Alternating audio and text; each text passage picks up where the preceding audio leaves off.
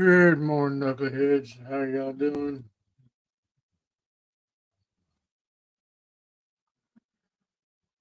As y'all can see, the title for today's deal is called Buying Electric Vehicles to Save the Planet. Oh, how cute.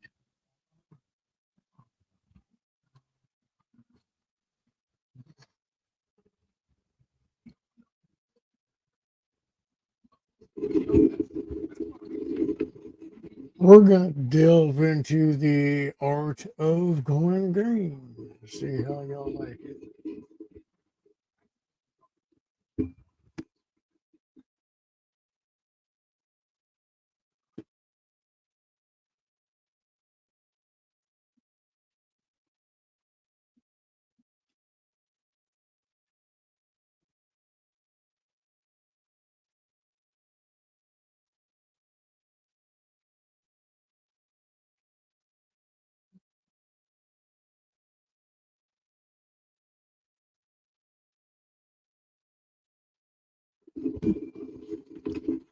Hey, Miss Joe, how you doing?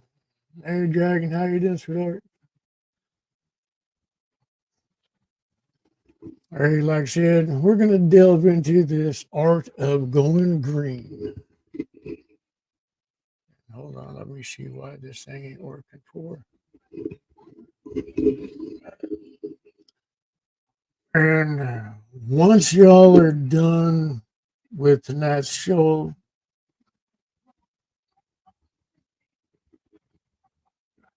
I'm hoping that y'all would see going green may not be your right answer.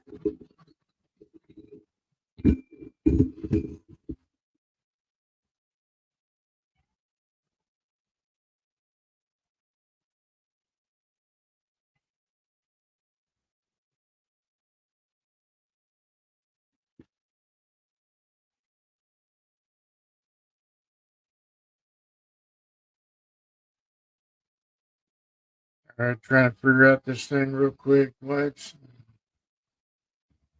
slight technical difficulty here?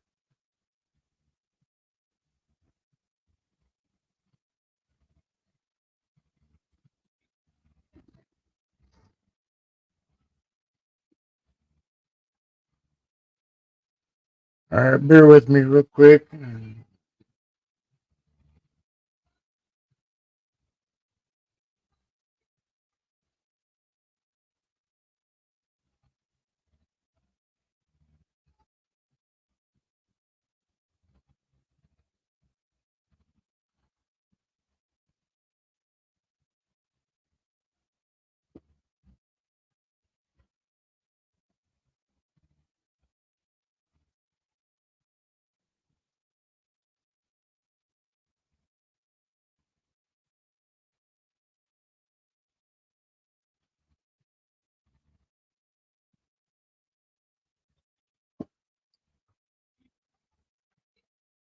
All right, little technical difficulty real quick, but all right. Yes, thank you. We are back. I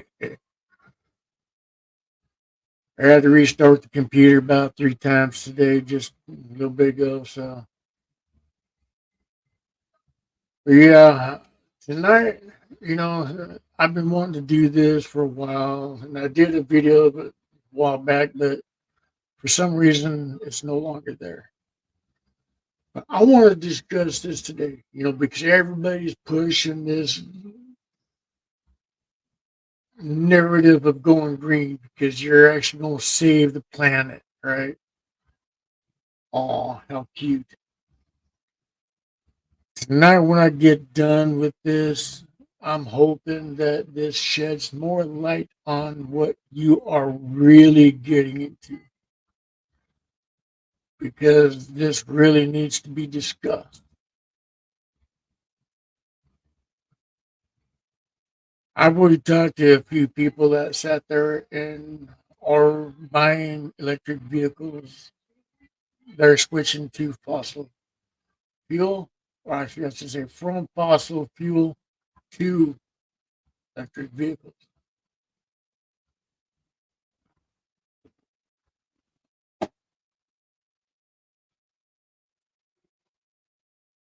Hey Daniel, how you doing, my friend?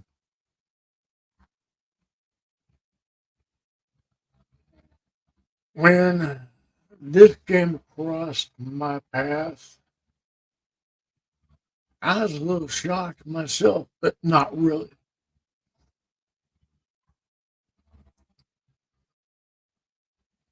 Because, like I said, the amount of things that I learned because I went and studied, I went and looked what it took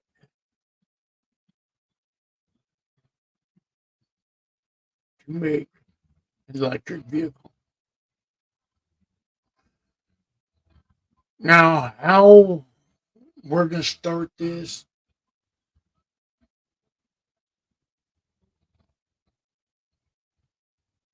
I'm going to hit it hard.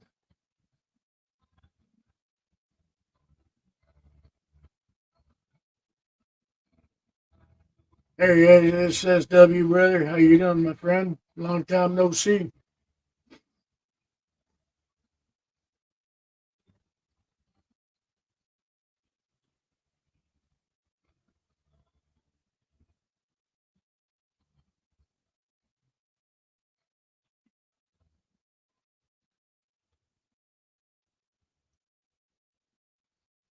Yep. But our nuclear uh, power plants that we had kind of went off the wayside. Some of them got destroyed.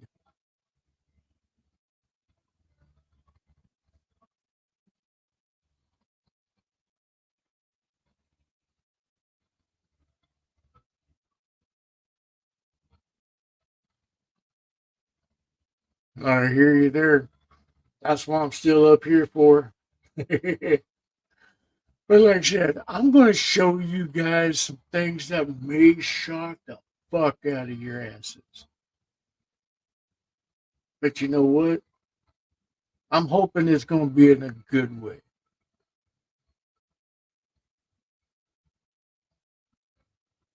Because when I'm doing something like this, I take my time. I look into every aspect of it. It's like, okay, now, for instance, tonight's topic, going green. Mind your electric vehicles. Is that a good thing?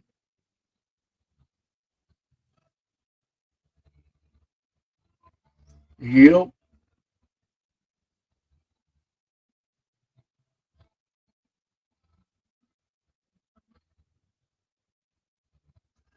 I know.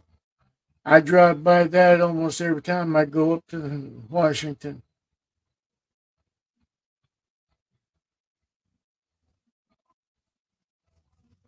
The one just outside of Rainier.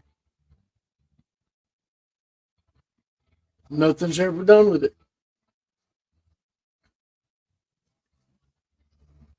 But I want to show you guys something. I'm going to start this.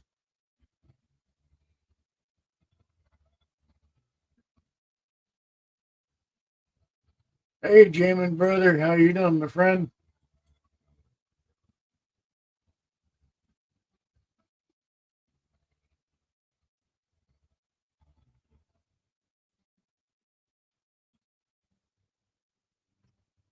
All right,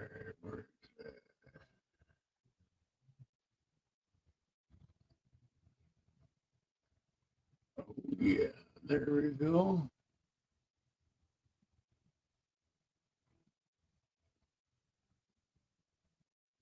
Yeah, I know.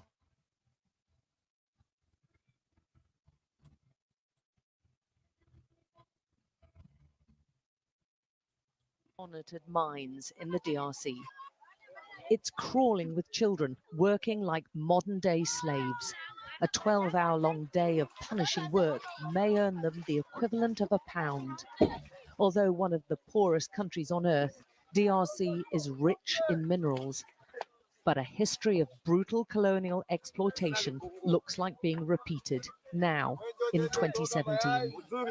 Much of it's mined by hand with rudimentary tools in harsh, potentially hazardous conditions. And wretched. Now, y'all caught that, right? Those are kids working in cobalt mines.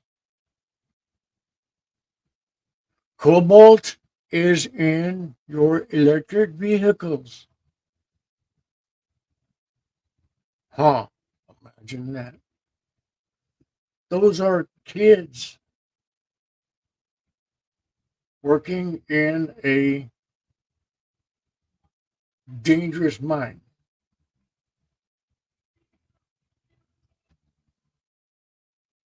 Hold on. Wait. There's more.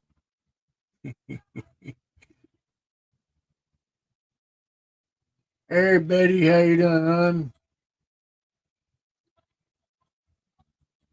Whether or not, the rush is on for a mineral the DRC has in great abundance, cobalt, and it's fast becoming more precious than gold.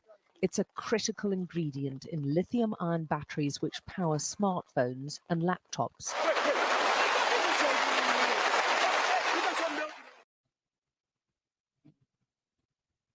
Tell me y'all heard that. Let me rewind it real quick. Phones and laptops. Critical ingredient in lithium-ion batteries which power smartphones and laptops.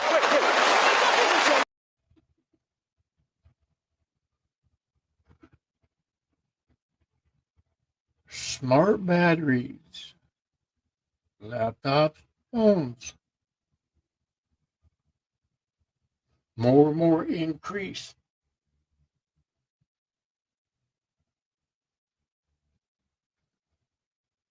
They're also inside the vehicles.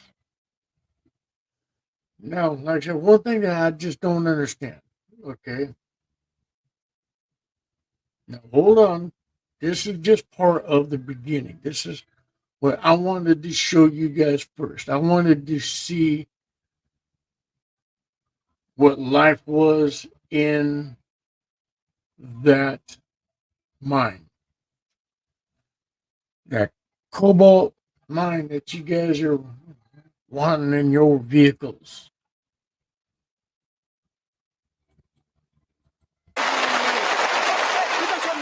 An army of children are at the heart of the mining production. Wearing no shoes and in the most wretched conditions, Dorsan is ordered to retrieve the sack he's forgotten. There's an urgency now. The rains make this dangerous work even more risky, and Dorsan's told in no uncertain terms he risks a beating if he messes up again. Dorsan, with Richard beside him, have worked all day. They're 8 and 11 years old. Now, you hear that?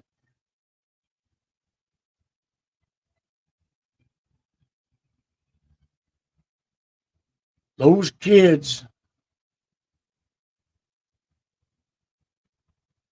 are mining cobalt. And look at the weather. They have no choice but to work.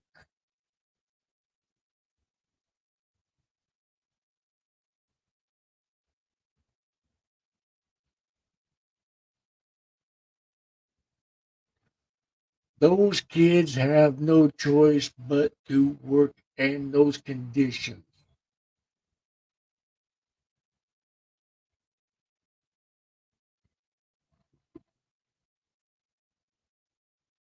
They work day in, day out. Congo should be one of the richest countries in the world.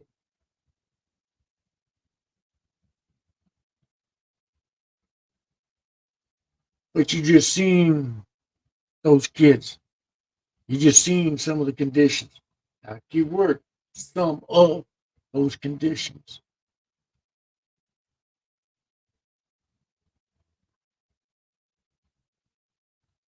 Buying your electric vehicles, are you really wanting to sit there and say buying an electric vehicle is better?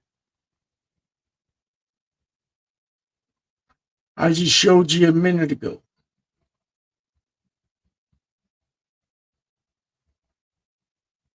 What you're buying, what you're supporting.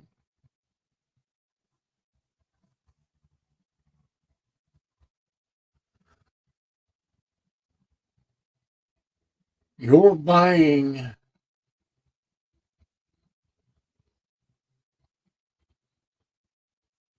child labor. They're getting less than a pound. And Europeans use pounds like England and all that shit. They use pounds,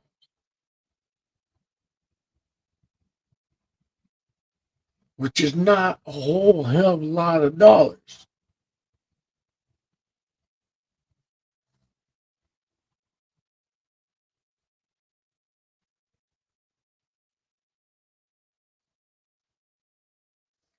Now, like I said, I'm going to delve deep into this, because I want you guys to really see the truth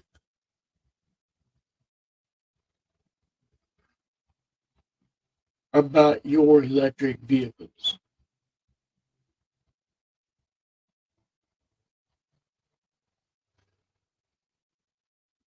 The next clip that I'm going to show you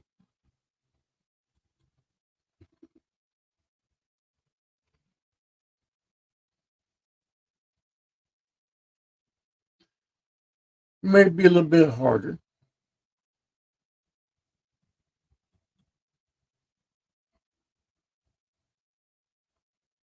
but you know what? It needs to be discussed because, like I said, we are being forced into going into electric vehicles, right?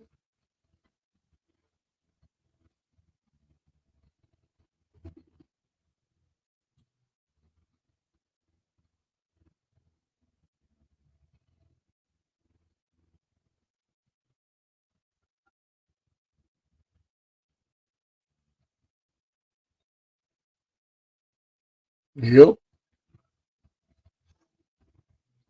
All right, buddy. You have a good night, and listen as long as you want to.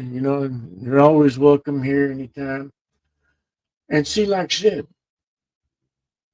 the beginning clip that I just showed you guys is just the beginning. Because I did a lot of research into this. I looked into several different things. I looked everywhere I could think of, trying to figure out the benefit to this.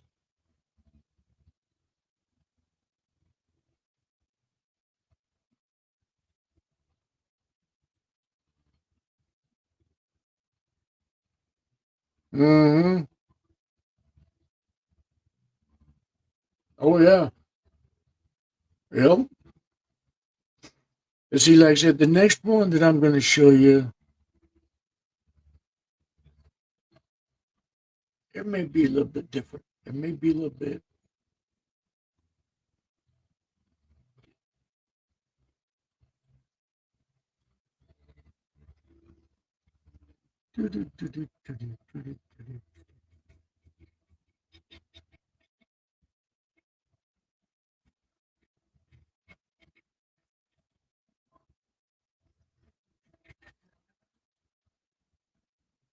Is sitting on nearly 20 trillion pounds of natural resources. It should be one of the richest countries in the world. Instead, Most people here live on less than £1.50 a day.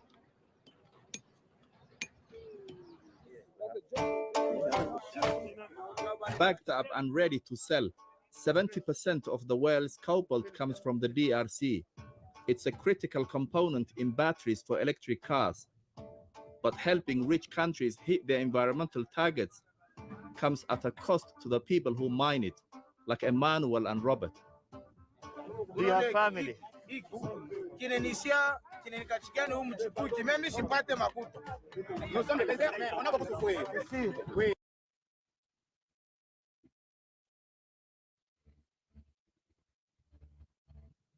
Now, you just heard what the guy had just said a moment ago. Should be one of the richest countries in the world. But these guys right here are making less than £1 a day.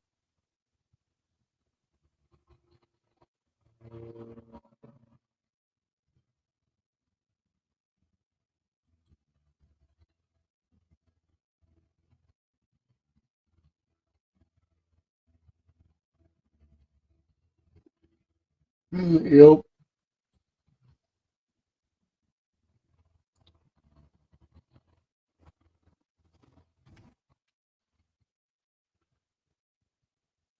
But like I said, I'm getting deep into this. I'm sitting there, I'm bringing you guys the truth.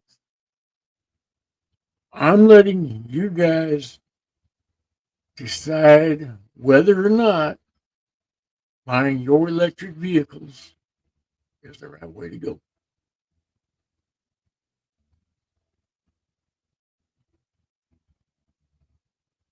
Me, myself, personally, you will never see me driving one. You will never see me owning one.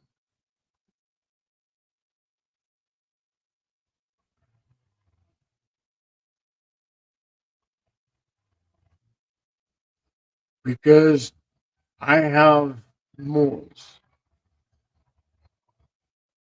I know what it takes to make one of these. Even before seeing this video, even before seeing any of the other information,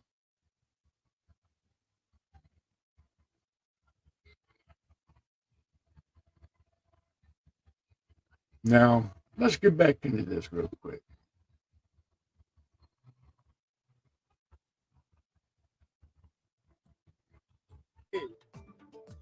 Around a quarter of the country's cobalt comes from these makeshift operations called artisanal mines. They are run by a local cooperative of miners who get a license from the government. There are so many little tents all over this place. Under it, there are holes. They're told as some as deep as 100 meters. This young man, As deep as 100 meters. These dudes going into holes 100 meters every day, all day long.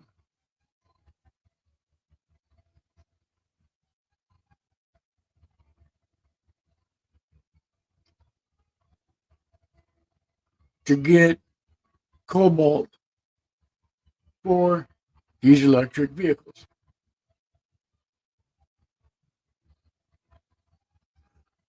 We will get to that here in a second.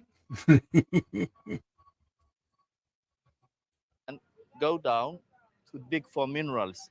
You see these bags? They are minerals. This will be taken to the cobalt market to be sold to international buyers. Emmanuel wants to show us what the mine is like, but insisting it's too dangerous for me, he agrees to take a camera instead.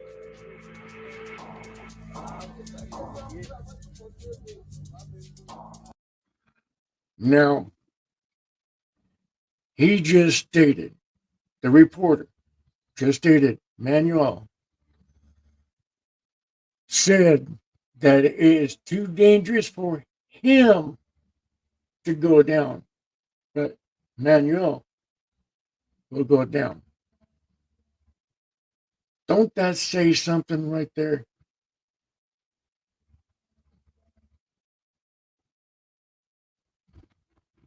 Mm-hmm.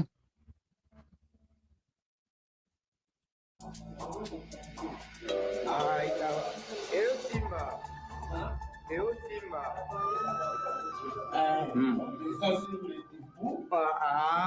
Sila bui. Do kita na libulu.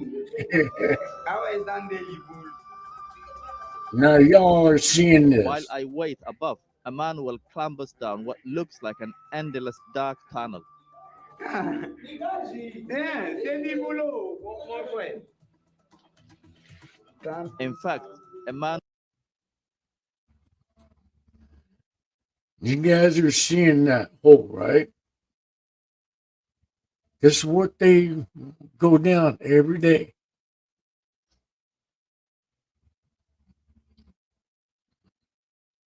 All day.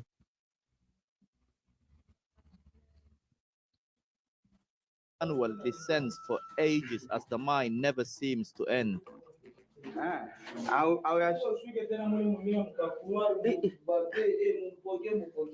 Imuchina tenka. Itawa unatufuata mule wewe. Mshibambe tena kunkamba. Kama usema sasa ninakuvina kushuka una bloke kwanza. These men do this every day. These young men do this every day. So for them, it's a day job, but it's a very risky job.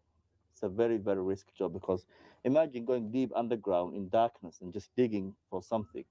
This could collapse at any moment.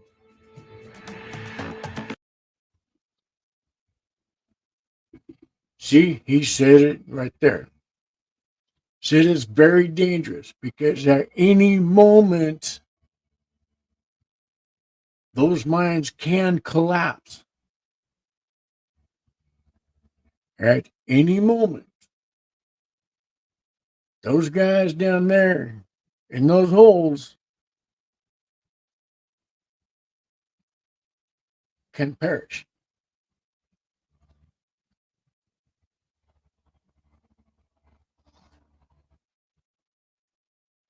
Sounds safe to me. I don't see anything wrong with going down 100 meters.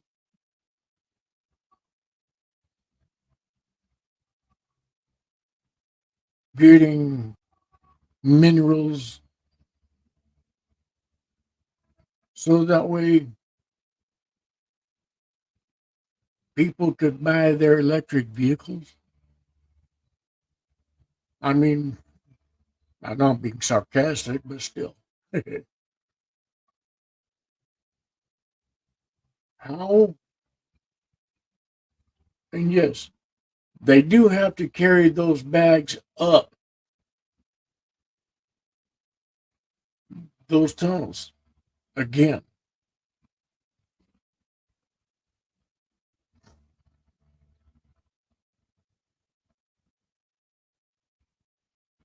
Yep.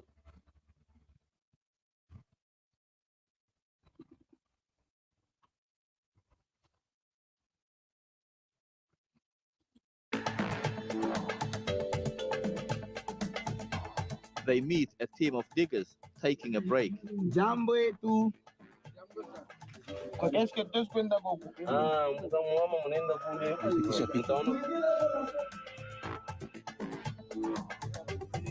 It isn't the only team down here. In fact, there are many working multiple channels, all following whatever seam of cobalt they can find. And when they find it, they set to work getting it ready for the market. Huku njo kukata huku njo ashuku weka mu mansaka. Fanya mizi musaka, fanya mizi musaka. Iyo byote njo vingi. They work long hours with barely room to move. Sasa mnaishi mnespire tu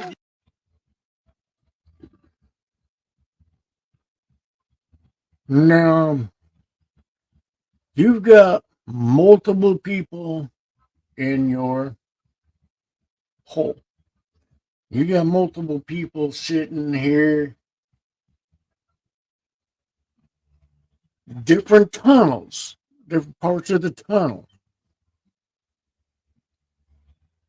almost 100 meters down. In those cramped quarters. Hmm.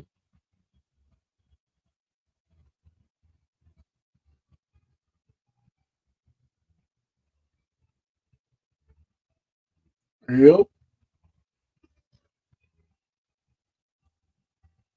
See, I'm going to come back to that one. I'm going to come back to that one here shortly.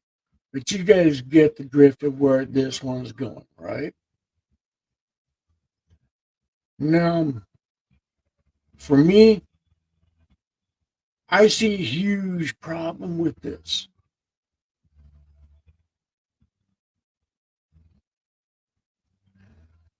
The one thing that I have not discussed yet is the majority owners of those mines.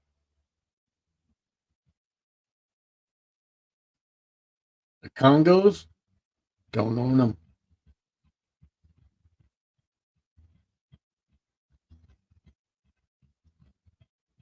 The Congolese,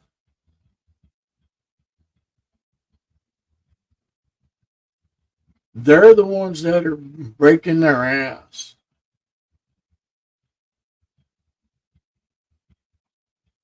In those makeshift mines.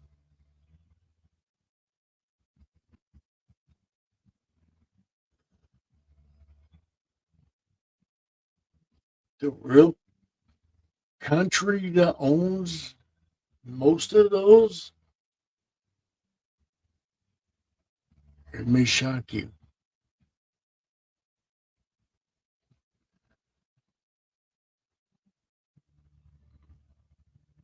Like I said, I'm wanting to bring this to you guys because I want to make sure that you guys know what the hell you guys are buying.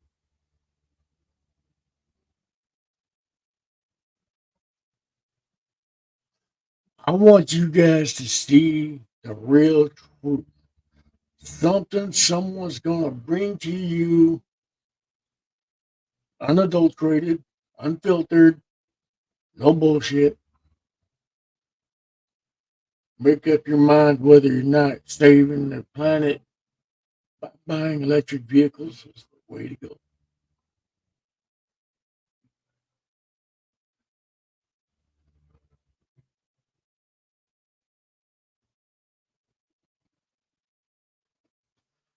I'm still going to get back to that one that I was just watching just a moment ago.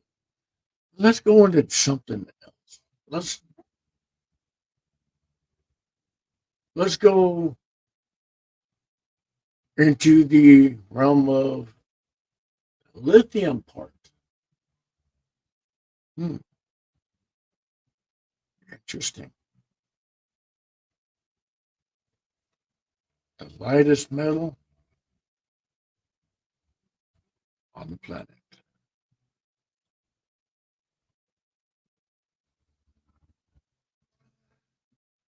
You may be surprised, like I said.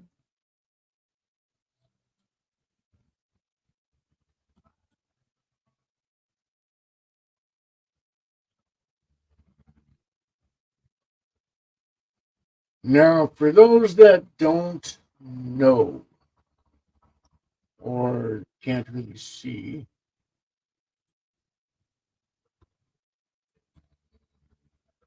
this right here, this mass right here in your center screen is a full size excavator.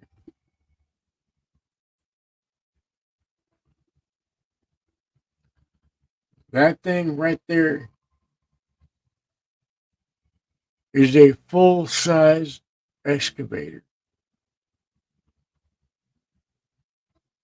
And all that white stuff, that's the lithium metal. These are what's going in your vehicles. The earth for battery metals. From lithium in the Chilean salt flats, to nickel in Indonesian rainforests, to valuable metals on the deep sea floor. China, the US, and Europe are engaged in a resource arms race that stretches around the globe. Now, you guys just seen that? Y'all just see that? Let's reverse it for a second.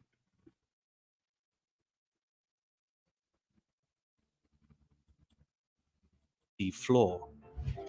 China, the US, and Europe are engaged in a resource arms race that stretches. That's Congo. That right there is Congo. We just seen a little bit of it earlier. We'll see more.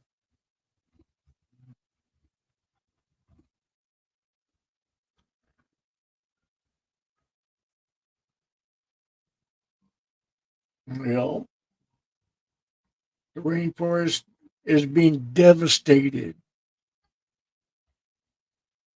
at a very high alarming rate. Again,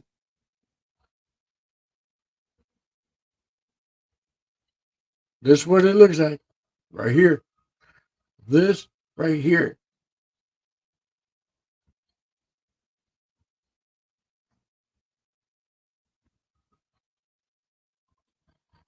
Stretches around the globe to try to meet skyrocketing demand. But extracting those raw materials comes at a cost, which can include scarred landscapes, toxic pollution, and Yep. dangerous working conditions. Yep. There's no question combustion engines are a problem. They emit hazardous fumes and a fifth of yearly global greenhouse gas emissions.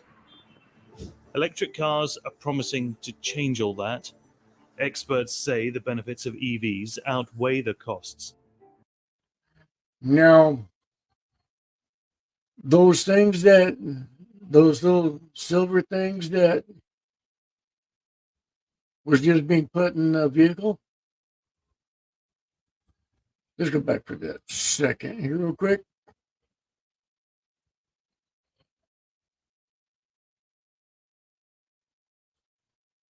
Oop. Where'd you go? Where'd you go?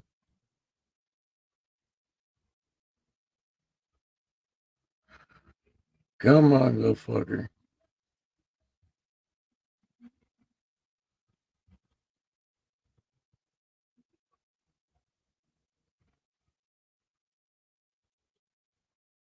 All right, hold on.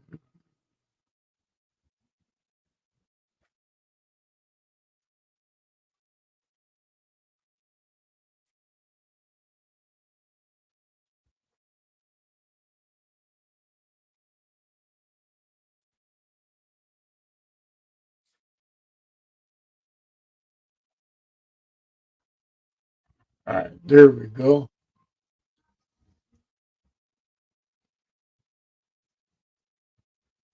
Now, those little silver things.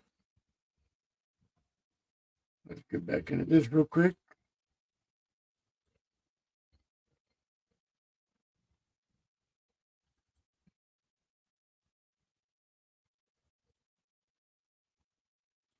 Say the benefits Those little silver things right there, those are your batteries. of EVs outweigh the costs. But where do battery metals come from, and what is mining them doing to the planet? Your average consumer EV has over 6 times as much mineral content as a petrol vehicle. Most of that goes towards the massive battery pack. Now, that right there,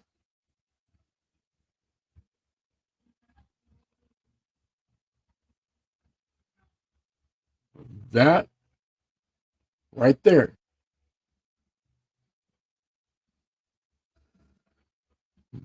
that's all those batteries that's powering your electric vehicle.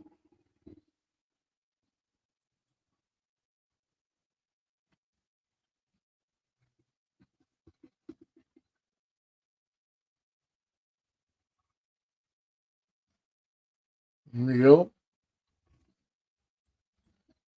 So true there, brother. But see, like I said, that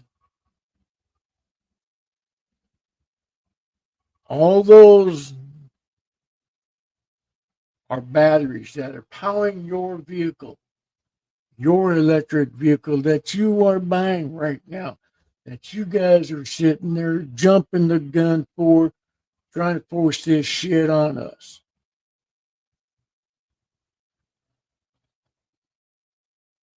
But your choice, your decision. Now, mine, I don't get into that crap because it's very dangerous. One thing that they don't tell you is that these things right here can explode like a fucking bomb.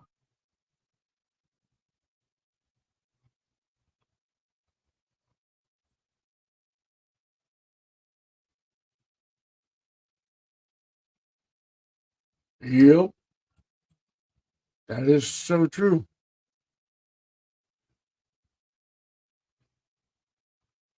Indigenous labor in this country has always been foul.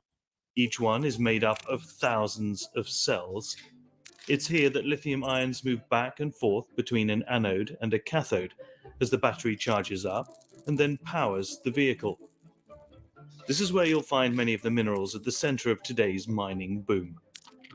Change the mix of metals here and you change the car's performance, including its range and charging speed. And each metal has its own story. What I found was the hidden supply chains behind all this were dominated by China, but they also involved. Now, y'all hear that? Dominated by China. Who would have thought?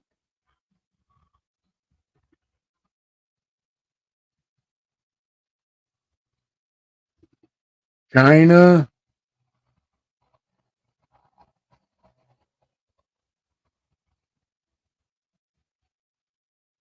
is in the forefront of this.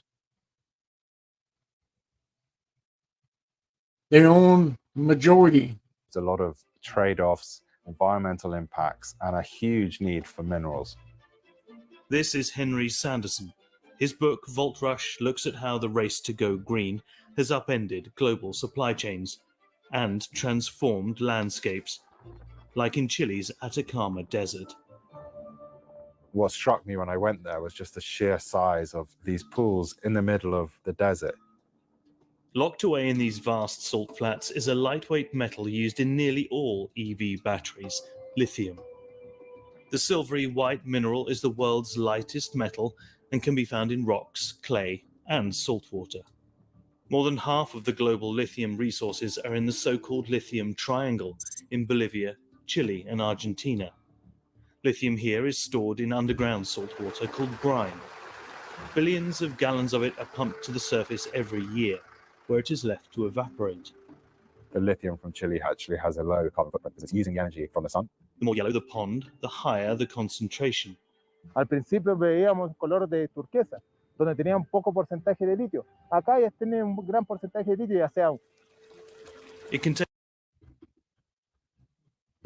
Now, hey D Johns, how you doing? Long time no see. Hope you're all doing good. Now, you see why that dude is wearing a mask for? Because it's so toxic. The one thing that they don't tell you.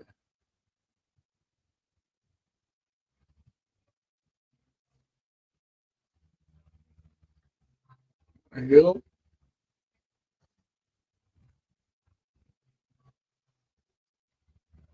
Yeah, and see,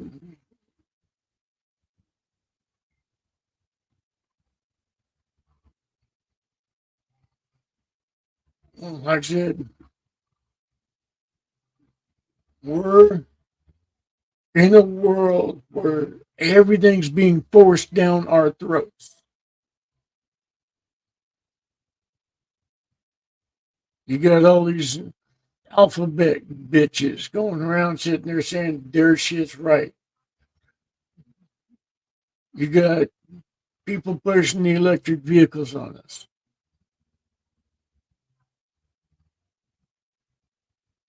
At what cost? What cost is it? You guys want to buy your electric vehicles? So be it. Like I said, that is part of the reason. Take more than 1,000 gallons of brine to produce enough lithium for just one electric car battery. 2 companies control the right to operate here. Now let's get back into that for a second. Car battery. 2 companies control Carbon footprint because it's using the energy from the sun. the more yellow the pond, the higher the concentration. Al principio veíamos color de turquesa, donde tenían poco porcentaje de litio. Acá ya tienen un gran porcentaje de litio, ya sea It can take more than 1,000 gallons of brine to produce enough lithium for just one electric car battery. 2 1,000 pounds of lithium power just one electric vehicle battery.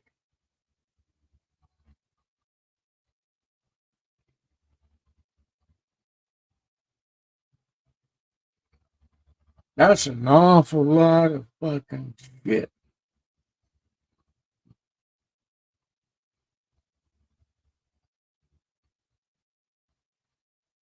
And that's just one of many of the batteries inside those electric vehicles. 2 companies control the right to operate here, American Albemarle and Chilean SQM. In 2021, they exported more than $890 million worth. And satellite imagery shows how their mining operations have transformed the landscape. It can take around 18 months for the brine to move under gravity through the series of ponds. The lithium-rich salts are then loaded into trucks and then taken to a processing plant near the coast, where they're purified into battery-grade LE, or direct lithium extraction. Instead of waiting for water to evaporate from brine, this approach draws out the lithium using a range of chemical or heat-based processes. It can take only a few hours, but it's unclear how water or energy intensive these processes will be. With foreign mining companies moving in, locals like Abdon Morales are worried about the precious water supply. En la casa no debe haber agua. Vamos a buscar. Now, that, where they're at, is one of the driest countries in the world. Very, very little rainfall.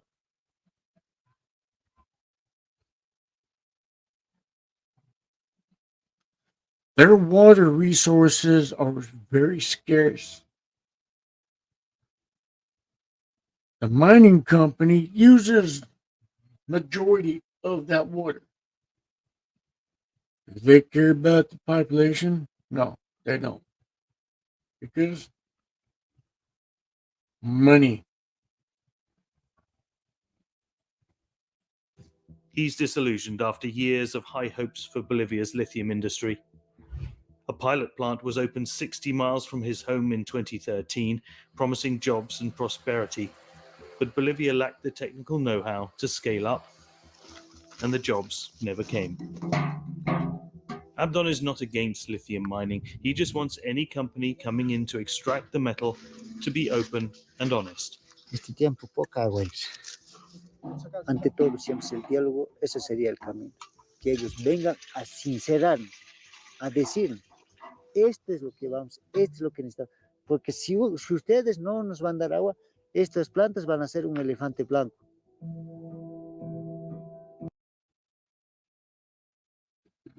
Water is life. Without water, we don't survive. Okay? The water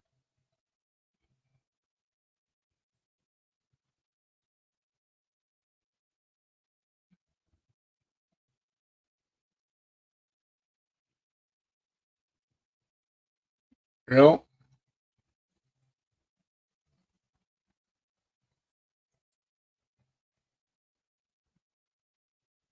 yeah, but see, that's the problem.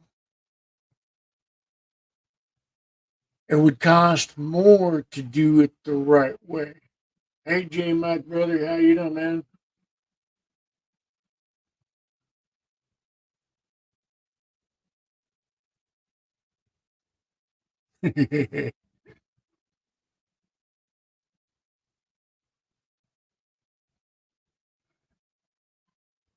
And see, these big corporations want to sit there and spend as little as they can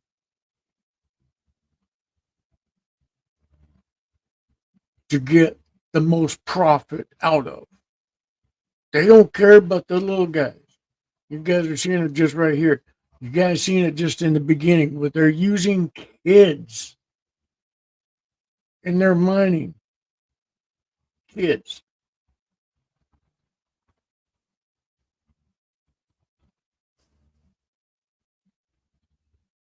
All right, now let's go to the next section real quick.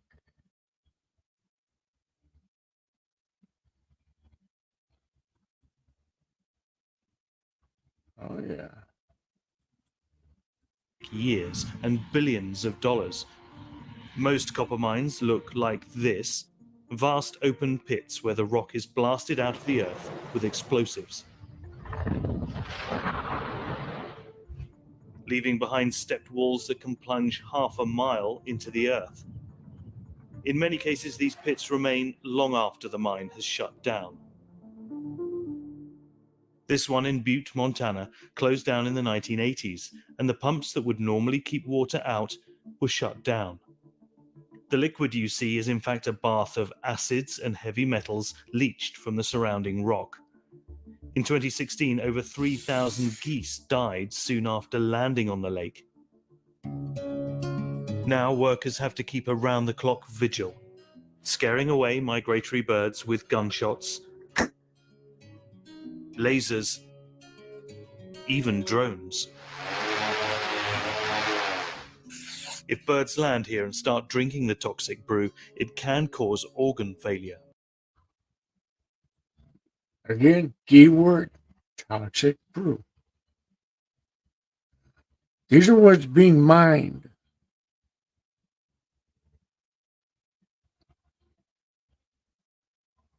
This is what the outcome is.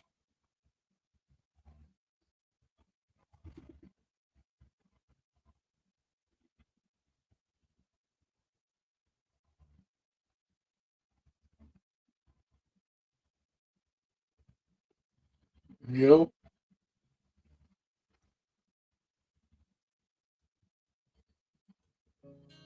It's Mark Mariano's mission to make sure that doesn't happen. Yeah, Mark Mariano, Waterfowl Protection Specialist. We invented that title, but it fits. These are propane cannons, and they fire all day.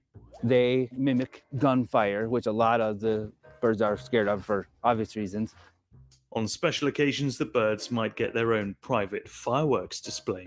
This is a kind of a last resort, or we know, something big would be coming. We've used them twice. This acid lake is an extreme outcome, but there's evidence toxic waste rock has contaminated soil near copper mines around the world. As the EV market continues to grow, so does the demand for copper, although design improvements mean that less will be needed per vehicle in the years to come. Meanwhile, the US still has considerable copper reserves, as does Chile and the likes of Australia and Peru.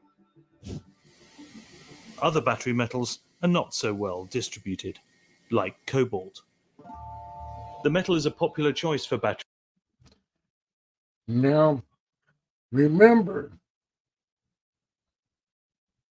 we already discussed the cobalt earlier, right?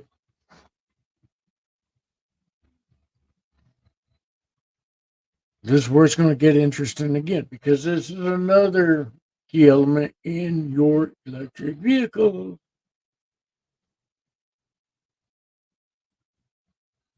Battery makers because it withstands high temperatures and doesn't corrode easily. It goes in the cathode of the most common battery type, NMC. And just one African nation is responsible for producing over 70% of the world's cobalt. The Democratic Republic of Congo is the Saudi Arabia of cobalt, or much more than that, in fact. They really have a very uniquely dominant position. Mining here has exploded since 2000, driven largely by Chinese investment. Between 15 and 30% of the cobalt ore comes from artisanal mines, meaning low-tech, informal mining operations. Miners use whatever tools they have available, often without. Now, like I said, this is Congo. Supposed to have been one of the richest countries. Yet, you guys see so far how rich they are.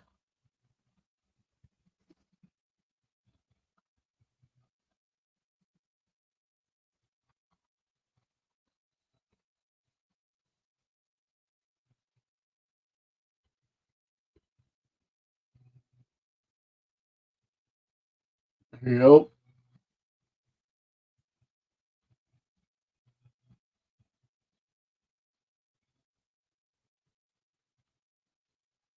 Oh, I know. See, like I said, I'm bringing the education to you guys so that way you guys can make your decision, make your choice, whether or not buying an electric vehicle is for you. And if you're willing to Protective equipment. make those sacrifices. Miners here dig shafts into the earth and rock to reach seams of cobalt. The tunnels are cut by hand and have been known to collapse and kill. Mwandanjo Olivier has been working in these mines for 22 years. Cha kwanza mbele mimi naingia na ile imani ya Mungu akuseke Mungu atanichunga. Na mimi mwenyewe mencho yangu iko naona kile niko nafanya. Ifo mimi na sasa itanipeleka kulisi.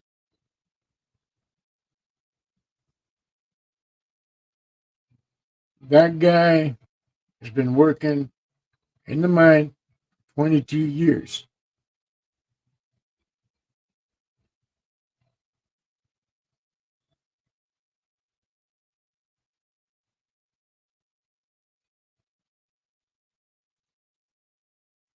See, when the government tries to pull this bullshit over our eyes, sit there and trying to force shit down our throats, that gets me curious. That gets me wondering. Right now, this is their topic. They want us to go green. They want us all in the EVs.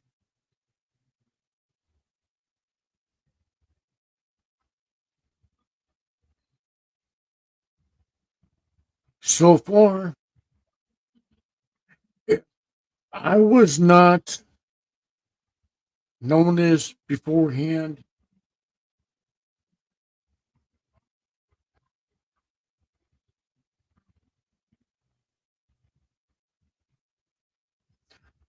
Oh, hey, J Mac, Watch the beginning.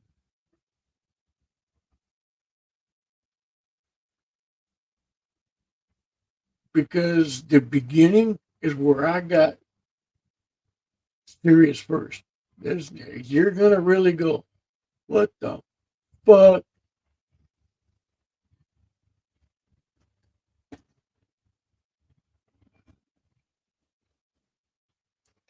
Now, granted, I would love to have a Tesla,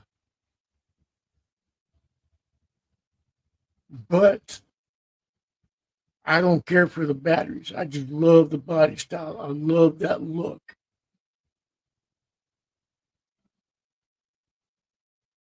I decided when I started this live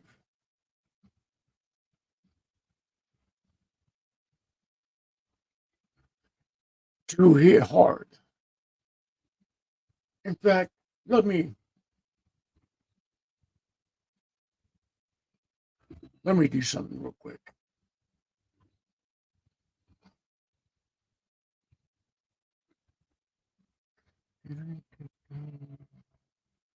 All right, where is that?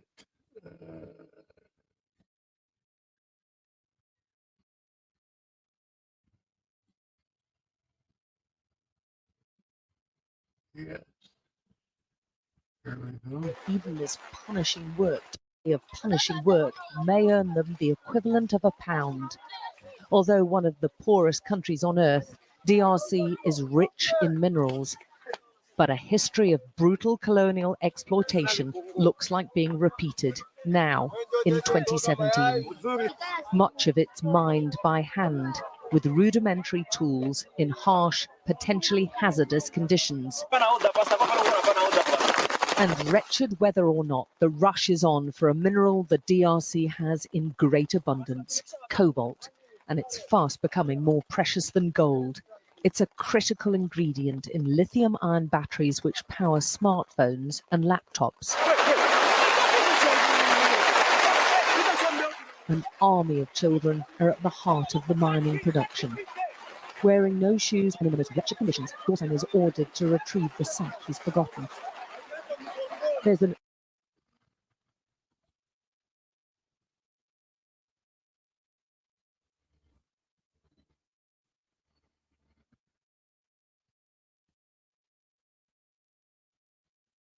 See, this is the beginning. This is what I began with.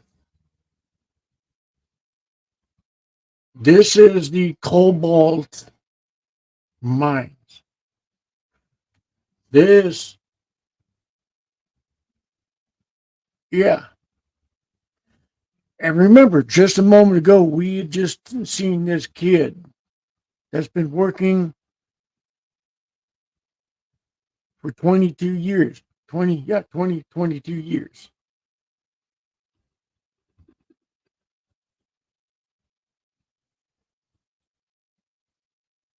That right there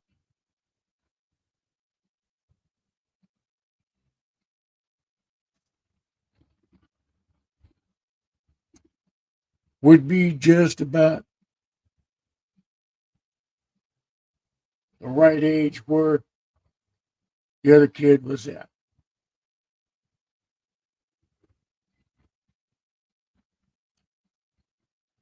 Now, like I said,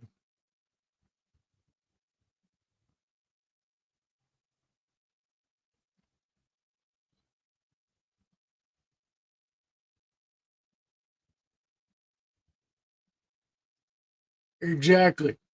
Exactly. He should be out playing. He should be enjoying being a kid. But the kid made a mistake.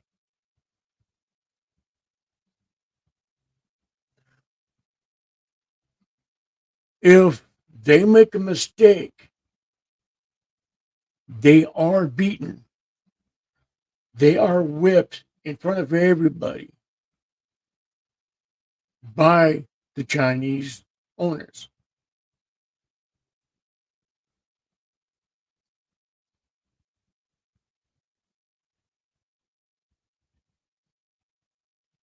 It is sad. Sad to see.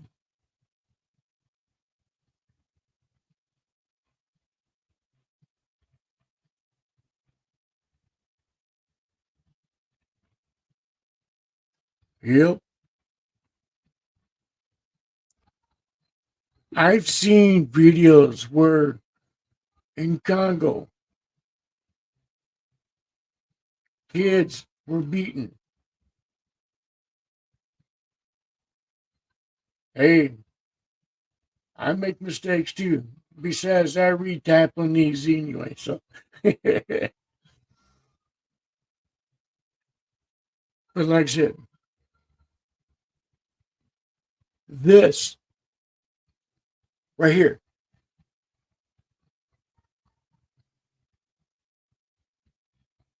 right there,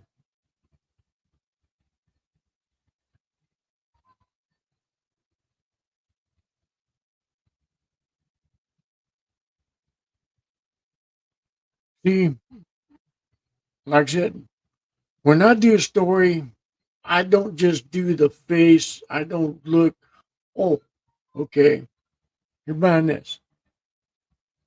Okay, let's look into this. I go into the heart. I go into the heart. I make sure that you guys know exactly what you guys are getting into before you guys do it. So that way you guys can make your mind up. Because this needs to be discussed. And am I scared of anybody coming after me for teaching you guys this shit? Fuck no.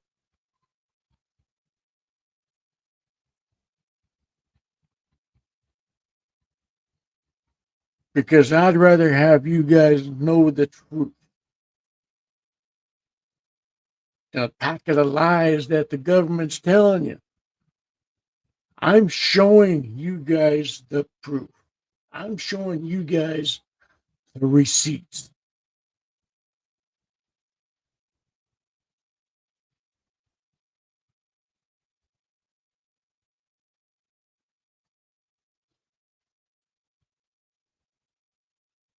I will fight Elon Musk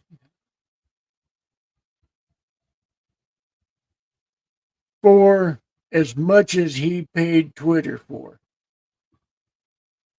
And he has to pay me first.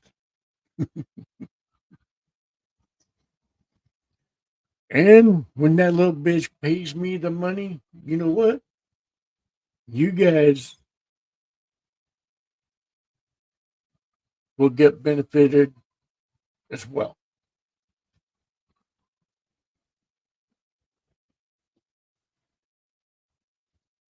Because I take care of my friends, I take care of my family. Oh, J Mac, we still got to get you on that motorcycle. We still need to get you on that trike.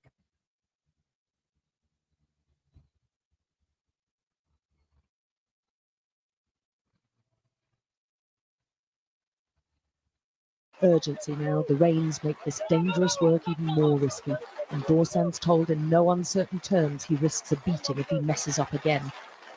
Dorsan. Now, did you just hear that? That guy that just walked by sat there and says, under no certain terms will you mess up again.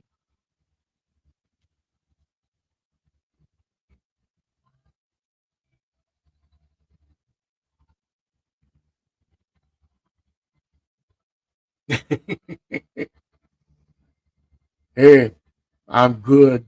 I'm good at what I do. But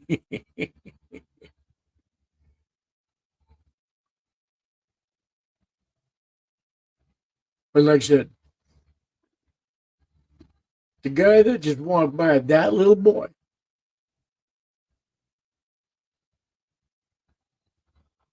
he's around what, 6, 8, 9 years old, something like that.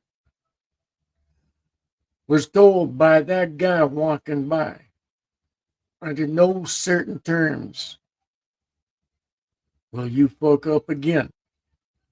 Means if that kid messes up another time, he is beaten in front of everybody. And no one can help him.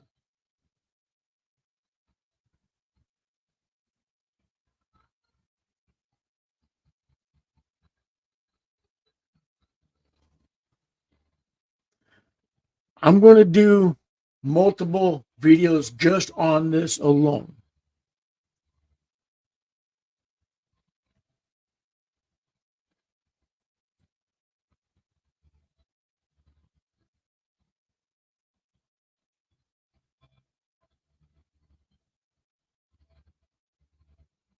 There is barbed wire all over. Like I said, I'm going to get into this. I'm going to sit there and bring this to you guys on multiple different levels.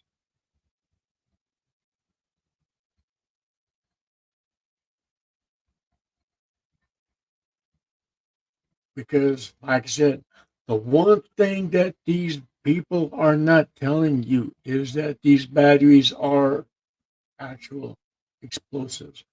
Those contents are explosive.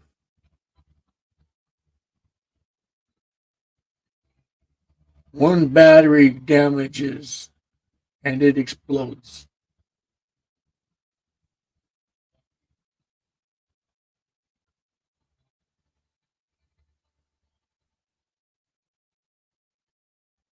You know, it is. Like I said, that little boy, he messes up one more time. He is beaten.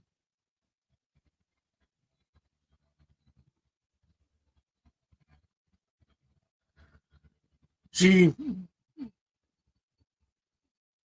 yep, to keep him in.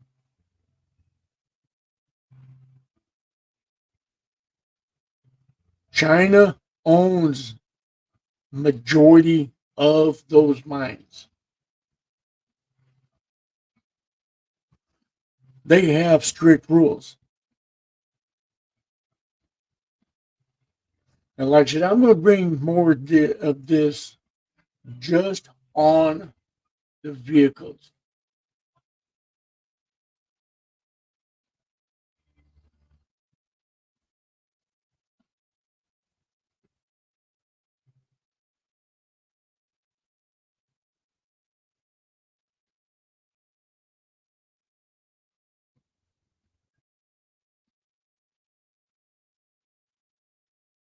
Oh yeah. Oh yeah. Now, like I said, I'm going to get into a little bit more of this. But like I said, I'm going to bring multiple stages to this. Tomorrow night, I will do another segment on this because this is important for you guys to understand what it takes to have an electric vehicle.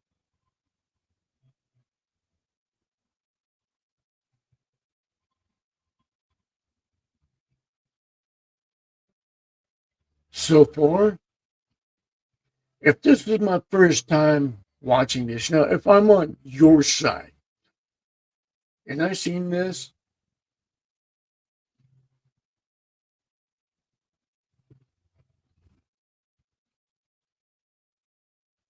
especially that little boy, that one right there, and that one right there, the taller one, probably about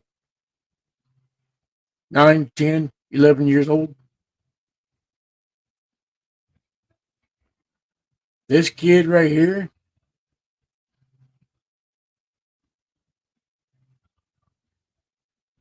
6, 7, 8 years old maybe.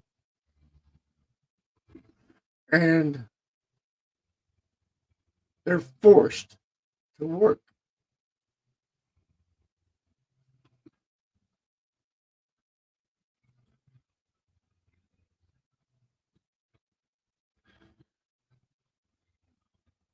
The humanitarian, whatever,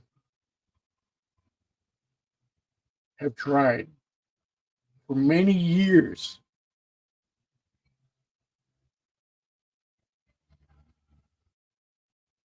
to make a difference. A lot of them have been killed. A lot of them gave up.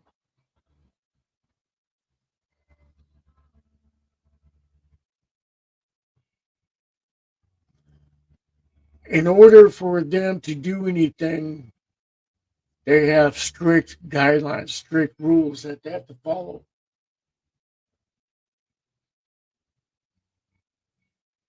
If they are caught, they have to pay the police department.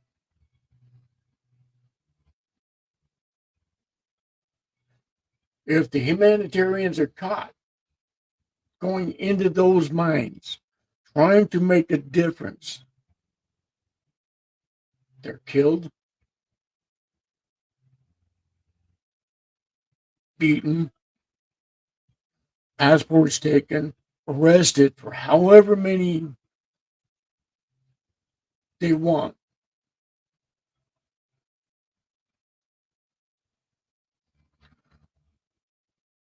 Even though they're trying to make a difference, make a better statement for these kids that are working,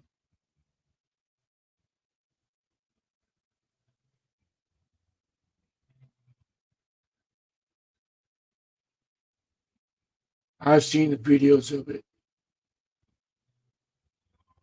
I've seen a lot that I know I can't show on YouTube,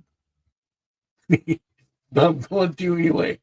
Like I said, because I just don't give a fuck. The truth needs to come out. The truth of this needs to come out. This needs to be brought up. So that way, you guys, as the consumers, can make up your own mind of what you guys really want to do. To me, just seeing that kid, those kids, carrying 50-pound sacks or more of minerals every day, instead of being in school, getting an education.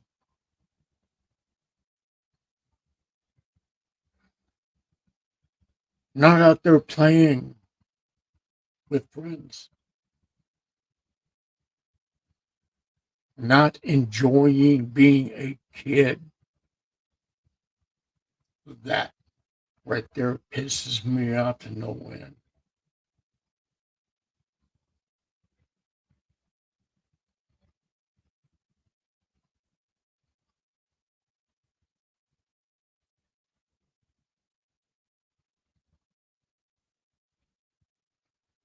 Those are what is put in your electric vehicle.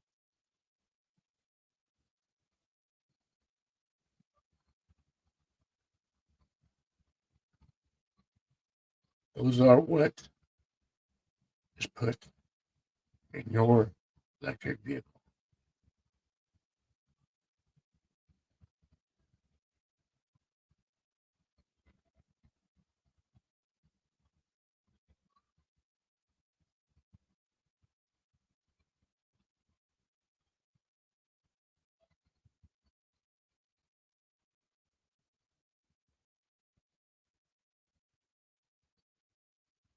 Now,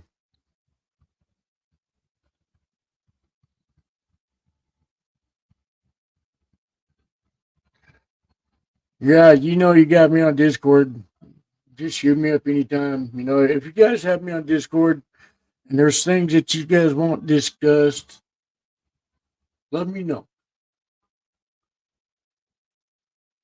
If you guys want something, that's really you guys want in, I'm not scared to discuss it. Am I scared of the ramifications of it? Nope. Am I scared of little bitches showing up on my doorstep? Nope. Am I afraid to discuss these hard subjects?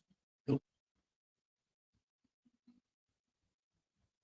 Because you guys deserve knowledge. You guys deserve to know what it is that you guys are getting into. Because we, the people,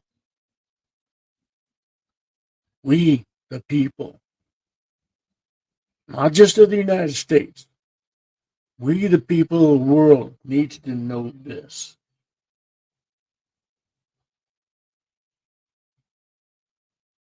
Mm-hmm. Oh, yeah.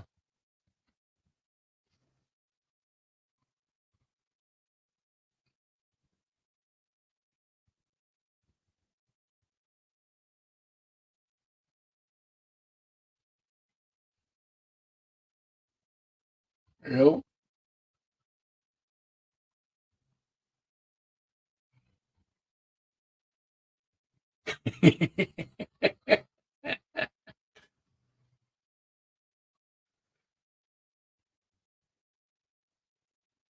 Yeah, like I said, I I spent hours looking at videos, at this, at that. I took the time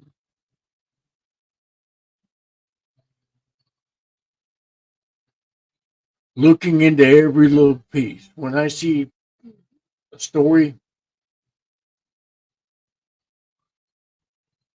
and there's multiple layers, like the one with the lithium, I go in and I break down each section of that. I'll sit there and look at each part. And I tell you what, a lot of the things that I've seen is hard. The hardest one, though, is watching those kids get beat because they're not up to par as the adults are. They're not pulling their weight because they're trying to be a kid.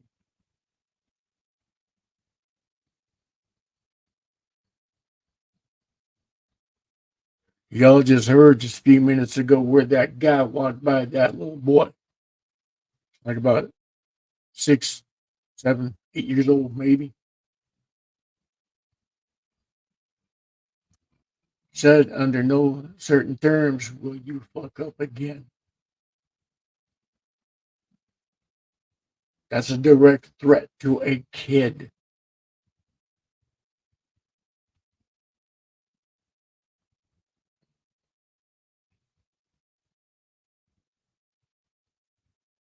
A direct threat to a kid. How in the hell could you stand being there? Buying your electric vehicles, knowing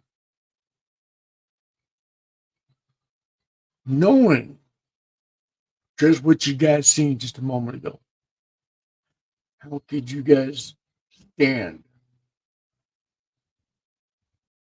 by and thinking that these electric vehicles are going to save your dumb fucking asses? You're saving the planet, right?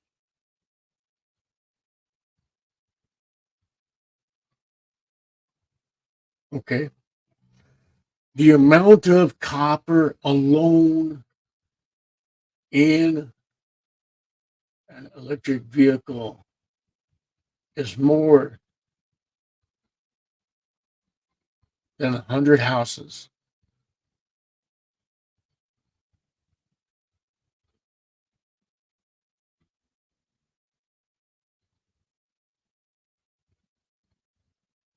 roughly. I know my math is probably a little bit higher, but still, you get my drift. These electric vehicles do more harm to our planet than good. Earlier, you guys heard the amount of minerals in an EV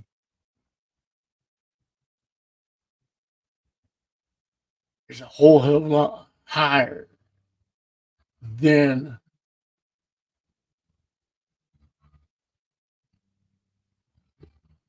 our gas cars.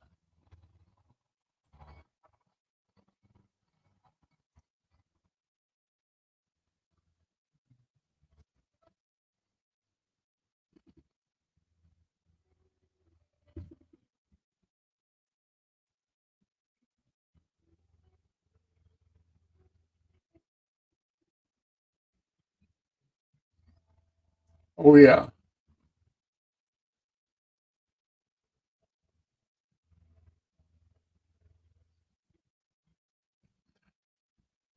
See, I could live off the grid no problem.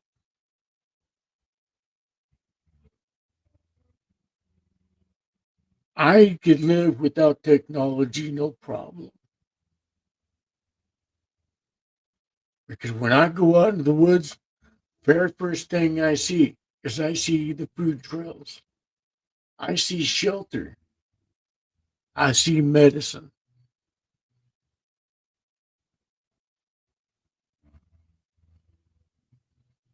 I don't need technology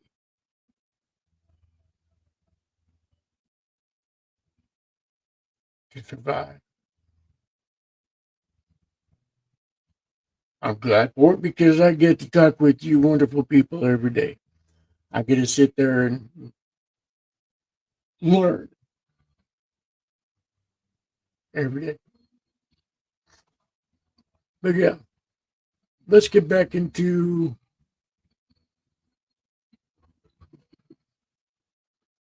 the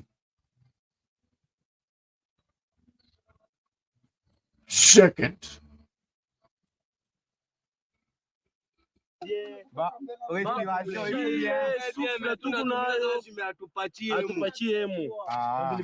earn about £3 a day.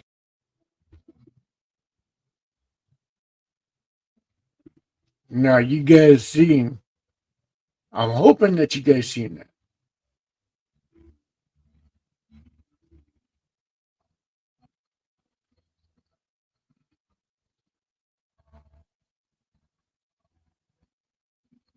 Where the guy sat there and was talking about oxygen.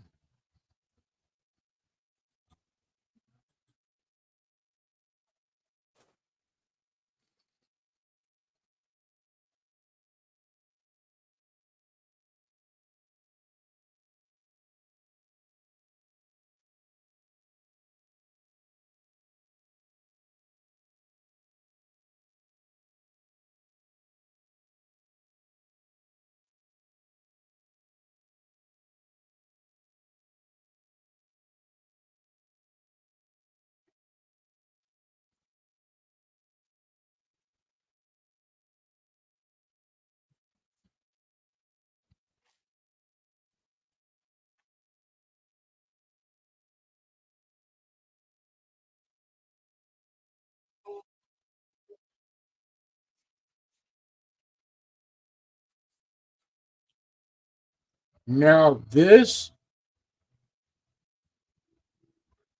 is a typical bag.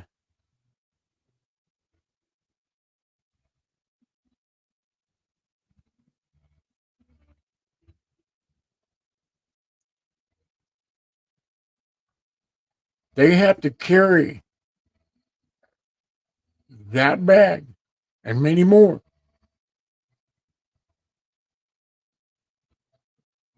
every day. Now, They only get £1.30. Whoever is good with European money, let me know.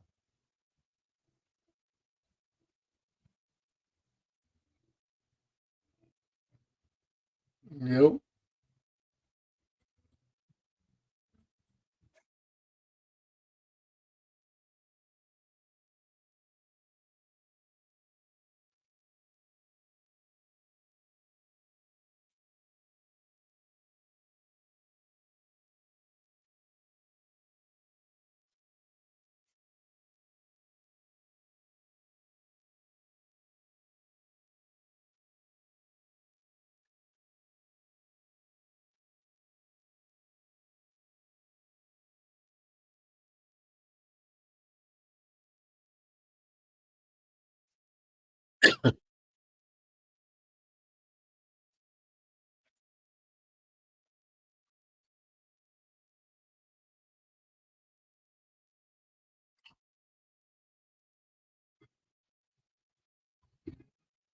See, it's just not men. The women are as well working that.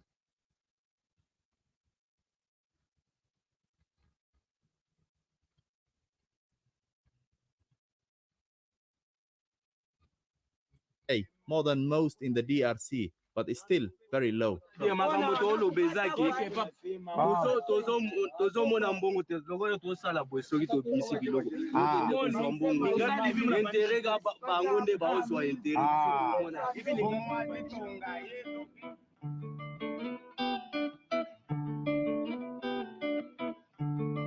Artisanal mines like this are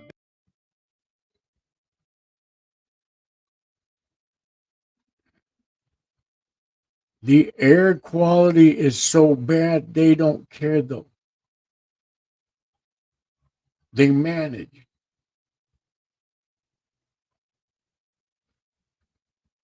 They're managing breathing. Oh, hold on.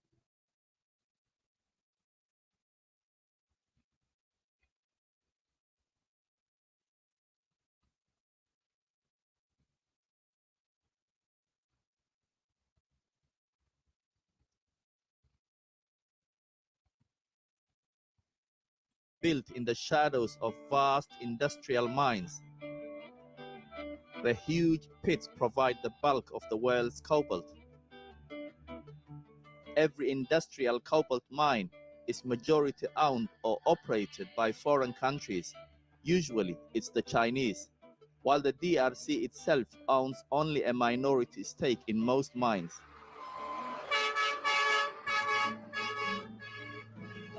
Just a few years ago, Now, y'all heard that? Majority of them are Chinese ran. China owns majority of those.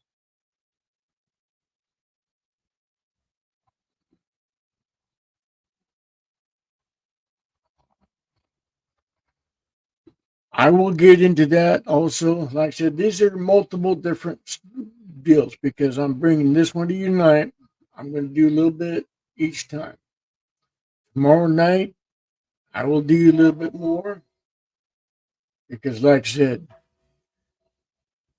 this needs to be brought out because no one's showing them. Everybody's afraid to sit there and bring out the truth. And I know it's not very high because most of the Congos, the Congolese, their majority age is in their early 30s to mid 30s.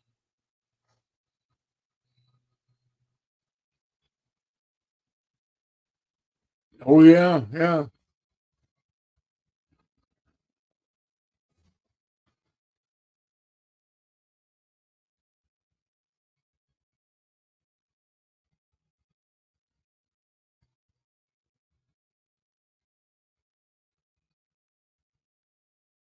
China, don't give a crap about anybody but themselves. They want to be the superpower, just like Russia. Russia is a bunch of fucking idiots, just the same as China.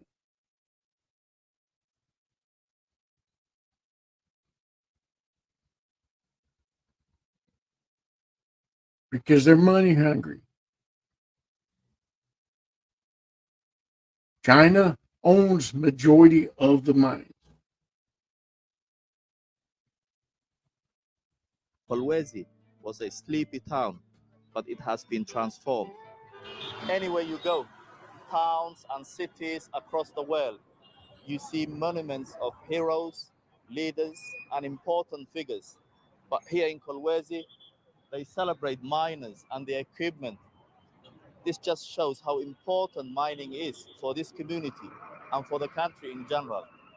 But scientists and doctors are increasingly concerned about its impact on public health because pregnant women in this region have concentrations of heavy metals in their blood that are among the highest ever reported.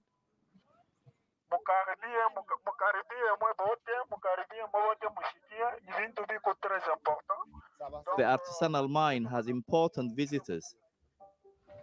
A team of doctors and scientists have traveled to Kolwezi to conduct some pioneering research.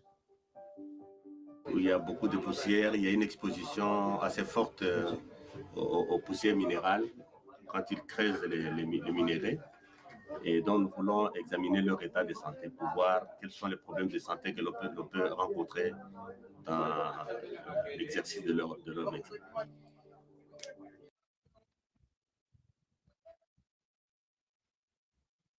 Keyword.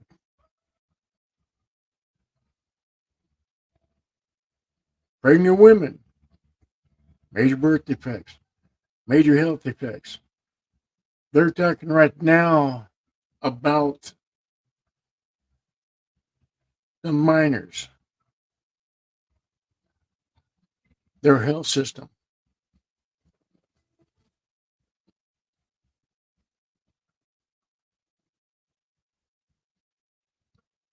Mm-hmm.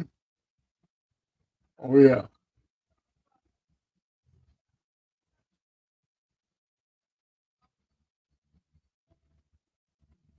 Let's get into this real quick.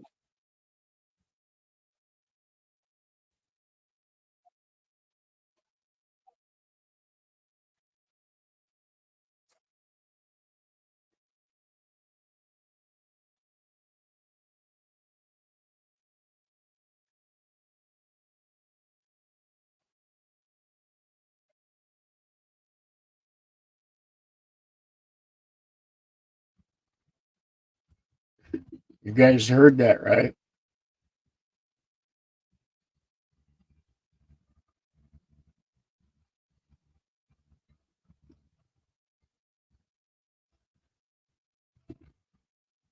$40,000 kids.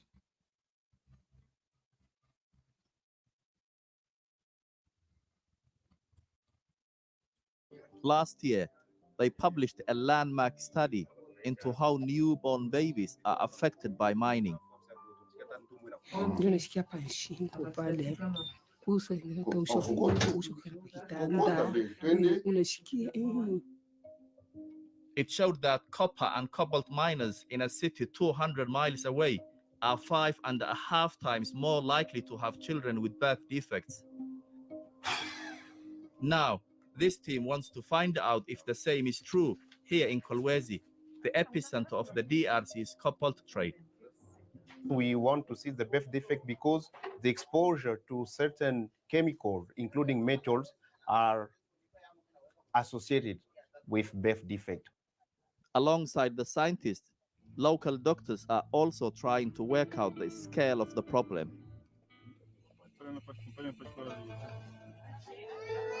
In the heart of Kolwezi, Dr. Billy Mukong has dedicated the last 7 years to helping children with birth defects.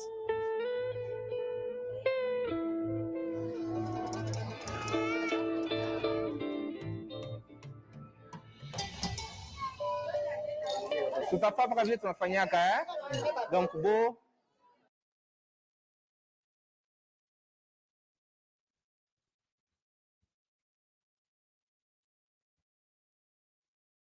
Remember,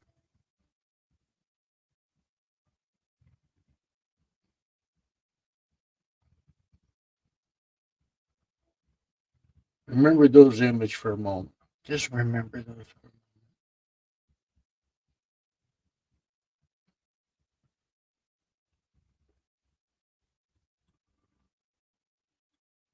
I'll get back into that real quick.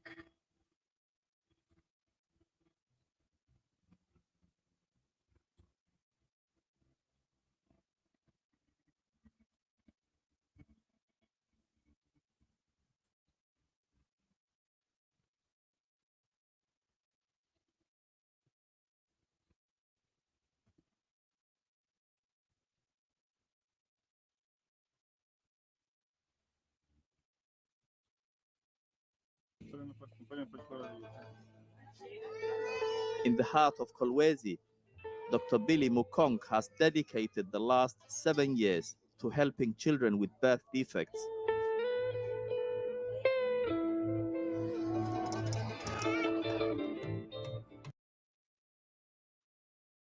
Now look at this little boy.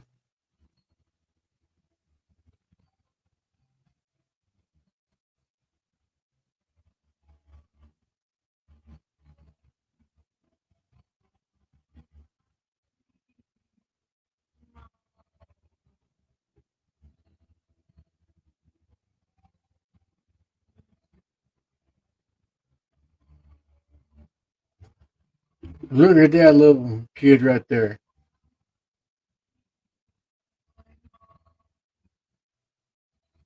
Did that kid ask to be born that way?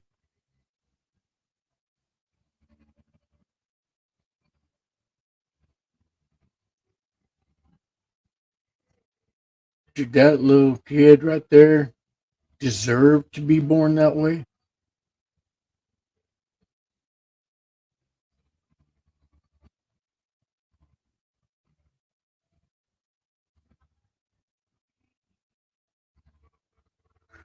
Let that sink in for a moment.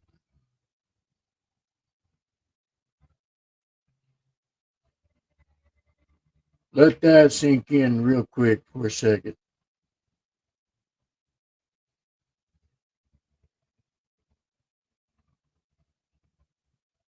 Right there.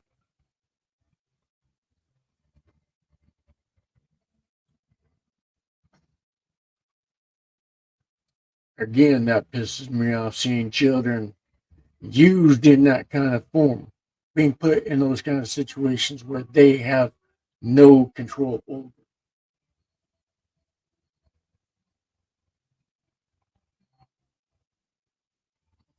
Because the parents out there have no choice but to work those minds.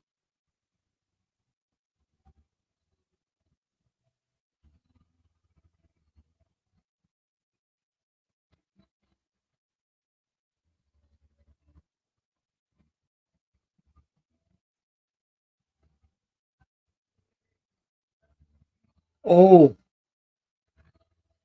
thank you. Thank you. Yes. I will get into Henry Ford on a later day. Because you're right, SSW. There's things that he had that no one talks about. There's a lot of things that the big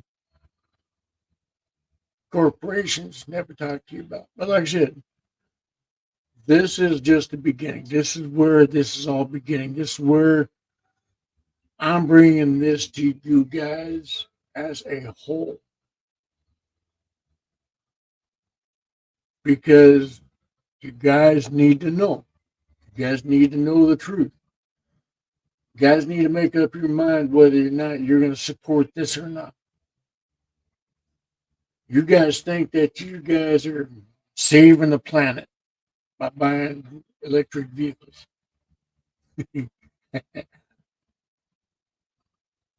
How do you feel so far? Like I said, I'm just bringing this beginning up.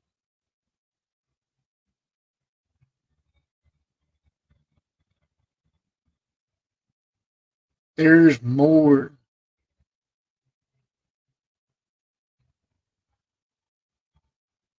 to this.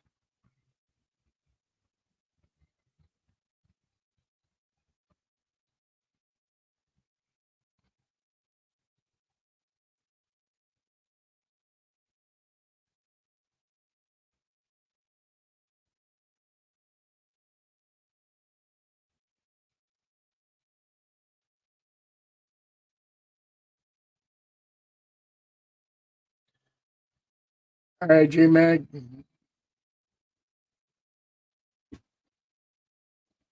Hey, Crafty, how you doing, hon? Let's see. Tomorrow night, like I said, I'm going to do more of this.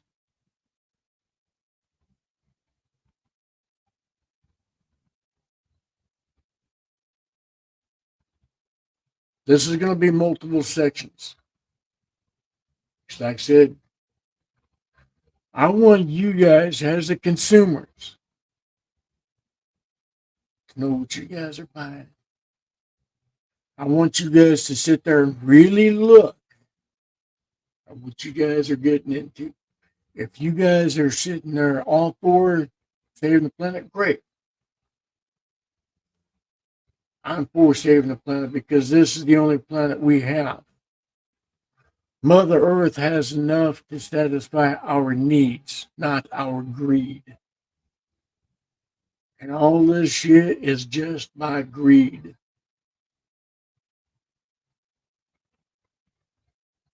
Corporations destroying our Mother Earth, destroying our people, destroying our kids.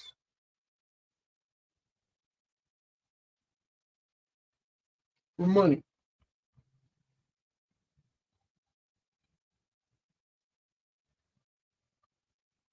Pharmaceutical bitches.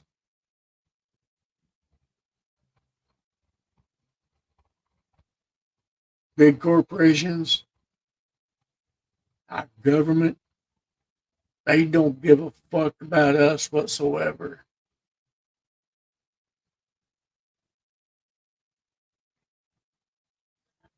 They don't care about us whatsoever.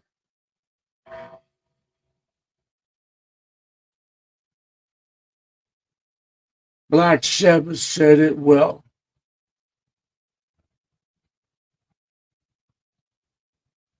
We're just pawns in their chest. Why don't they go out to fight? Why?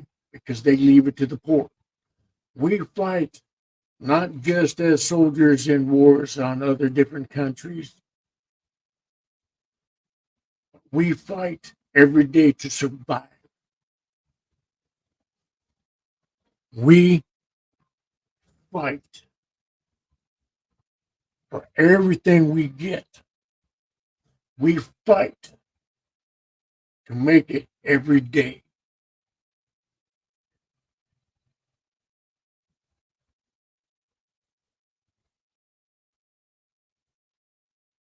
We fight every day. And for what?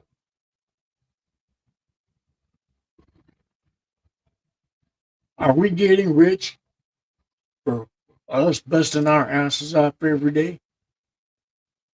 Are we in that limelight where everybody sits there and goes, "Oh, hey, how you doing?" Are we walking around respected?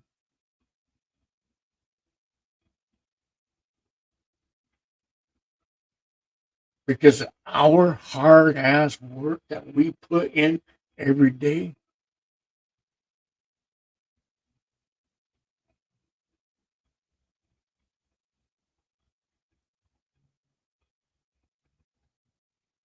Are we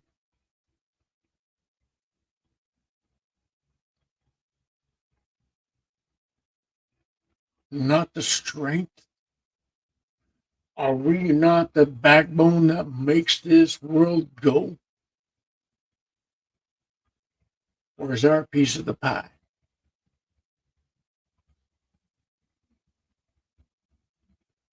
Where is our freedom? Lately, as I've been watching this,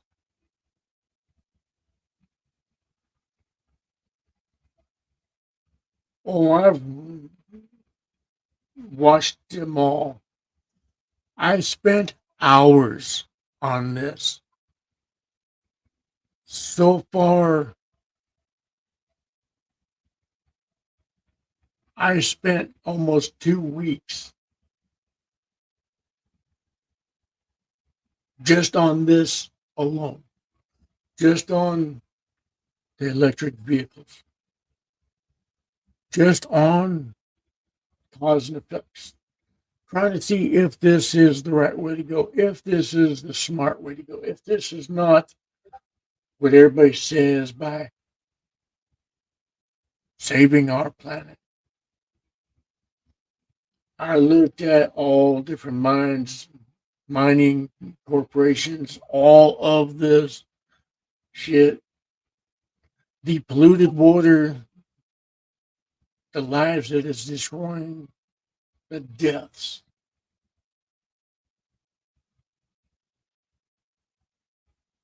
There's a lot that I cannot show on YouTube because of the graphic nature of it. But you know what? I don't care. I said, you guys deserve the truth. You guys deserve the real, unfiltered, unadulterated truth. I'm not scared of these little bitches. If they come at my doorstep, they know there's two ways they leave.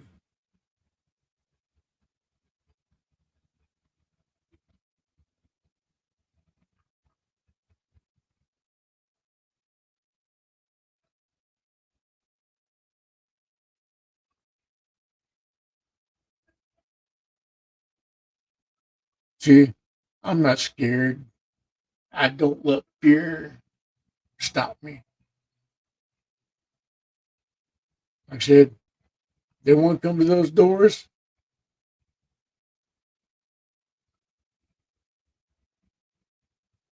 They have two ways of leaving.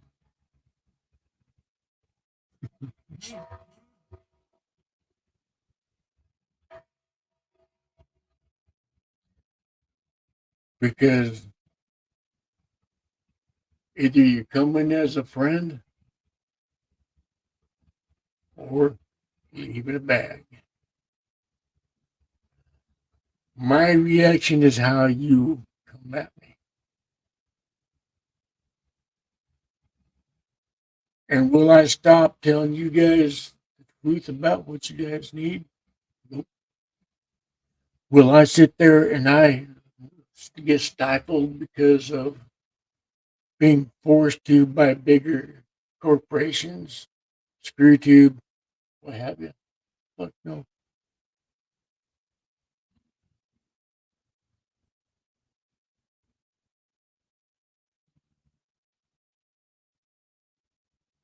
I wouldn't care if I was in the middle of North Korea.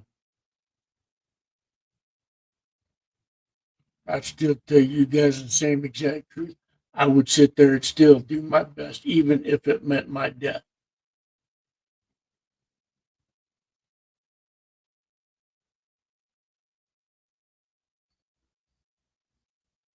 Because you guys need the truth.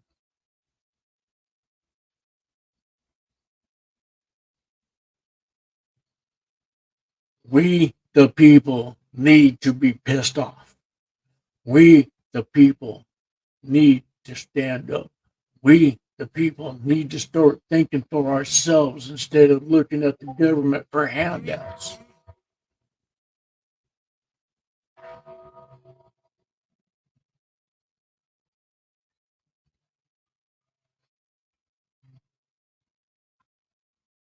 The government does not want us to succeed.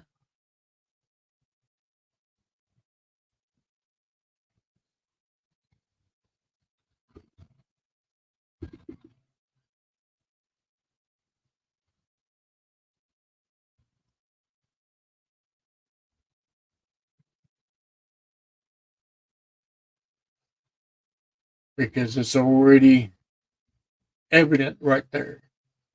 You guys want to see the receipts? I'm showing you guys the receipts. I'm showing you the real side of your electric vehicles.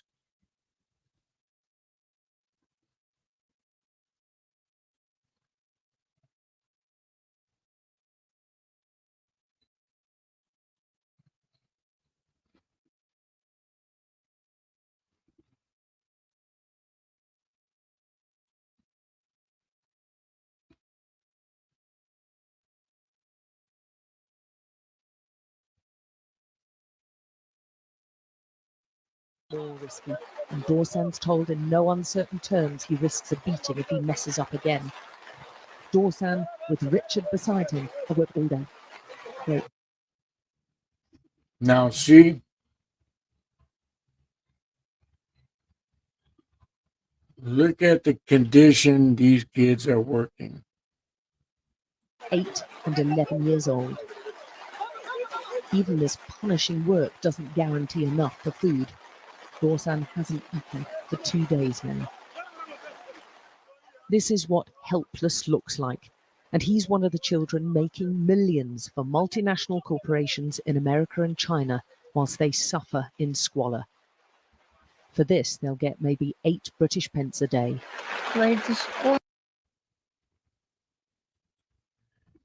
8 British pence a day.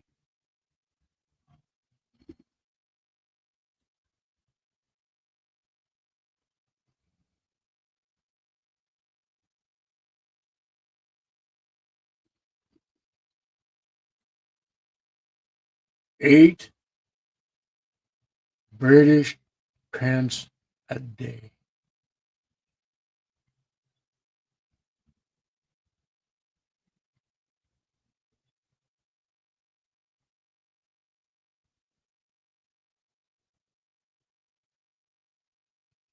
That is a little boy. That is a little boy.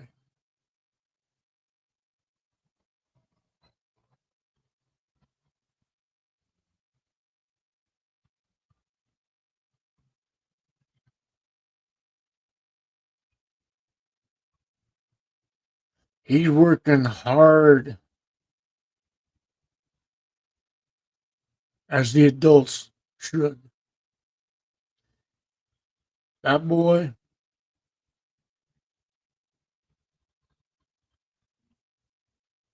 does not make nothing for his family.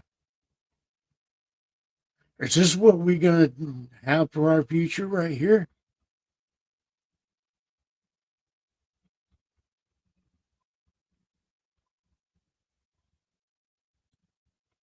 Kama tunaenda tena tunarudia, ndio mimi nashikia sana mkongo inauma. Kama mimi natumia mkono unaumaka na mbavu inanekula kinapita kule nyuma. The tunnels are dug by hand with no supports. They frequently collapse, especially during rain. The miners climb down using holes carved in the rock and no safety equipment. This most precious of minerals is often extracted and sorted by tiny hands. They don't wear gloves or masks, yet the World Health Organization says exposure to cobalt and breathing in its dust fumes can cause long-term health problems. We visited 5 different mines across the south of DRC and found all used child workers. Monica's the youngest worker in this group at just 4. But even those... Now, thank you, SSW. Now, correct me if I am wrong. Please correct me if I'm wrong. Did not hear a reporter say 4 years old?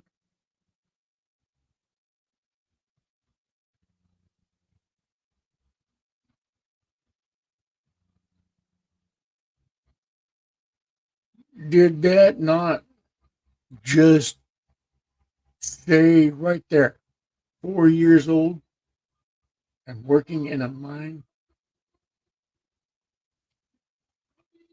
I think I need to hear this again for a second. Of workers. Monica's the youngest worker in this group at just 4. But even those barely able to walk have lost their childhoods to mining. Natalie's 12 years old. My fingers hurt, she tells us. Miles away on a different site, Makumba Mateba shows us the cobalt tunnel he's dug with 3 of his friends. It's physically tough work. They removed all this rock by hand over nearly 4 months. It's incredibly insecure for them, although this is really rich in minerals and it's going down just 15 meters. There's no support bars, they have no protective masks or protective equipment at all. And right at the bottom, I can see water. It's his village's water which Makumba's convinced has caused his health problems. After a lifetime of drinking it, he has a huge tumor on his throat. Quand on est en train de travailler à Kitowe, là où on cultive les tomates, en train de cultiver, si j'ai soif, je pars puiser de l'eau. There are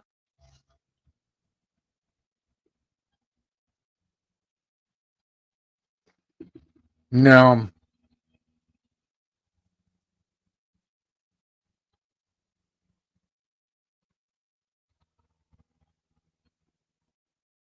that is, again, the downside of working in these conditions. Do we care enough to stay there to help these people?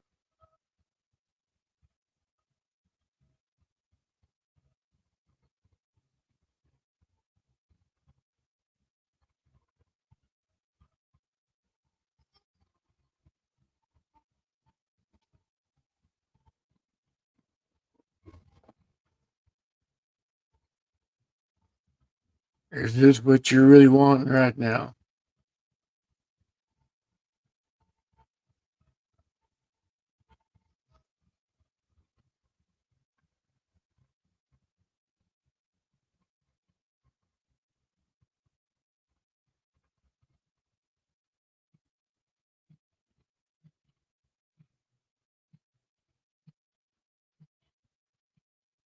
Look at these.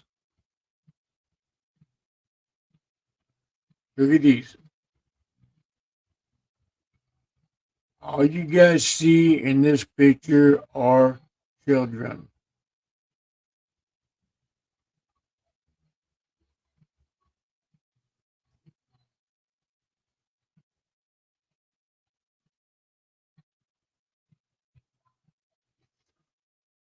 All of those that were in that last picture are children. They are busting their ass off. They're forced into it.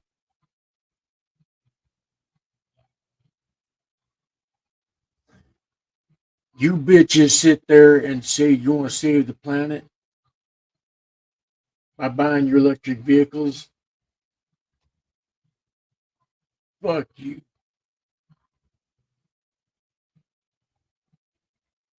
You want to save the planet? Start right there. Start with those kids. Start making the difference where it belongs, not in big corporations' fucking pockets.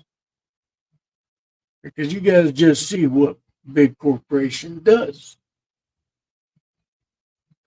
They don't give a fuck about us little folk.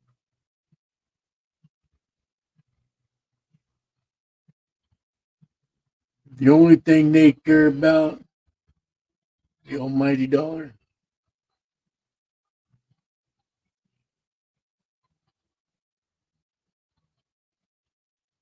They don't give a fuck about the children. They don't give a fuck about any of us. Because we are the ones that are making them money.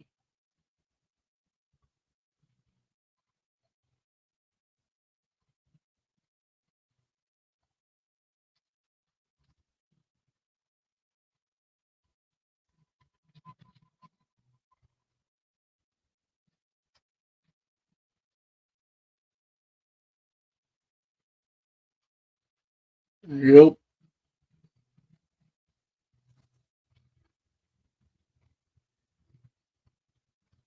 See, even solar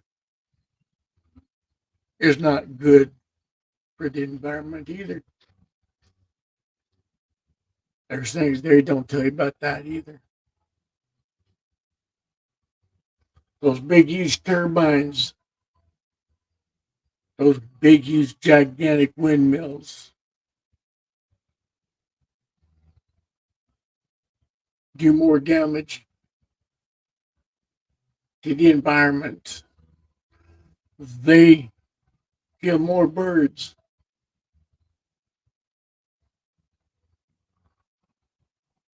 And disrupt livestock. I'll get into those as well.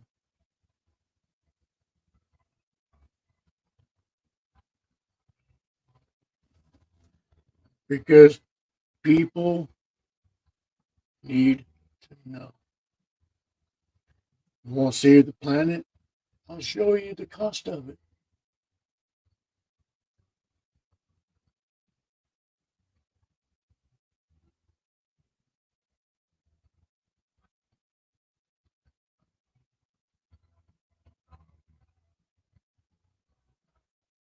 I'll show you.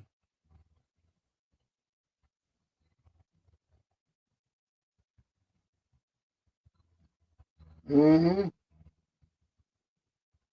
Yep.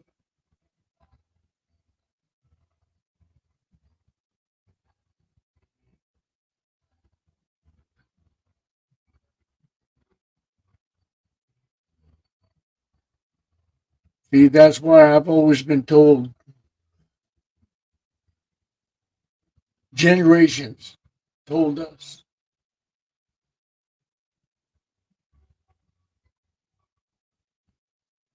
the story of the two wolves. I've told this story before. I'll tell it again.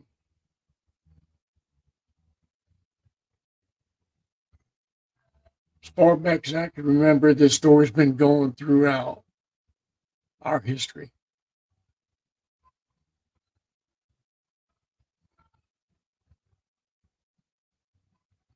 Little boy comes up to his grandpa.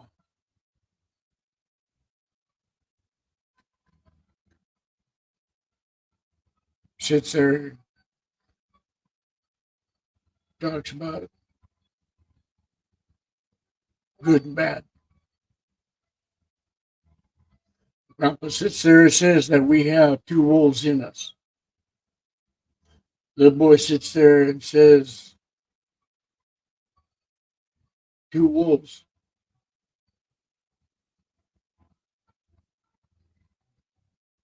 How is that? Grandpa sits there and says, we have two wolves in us.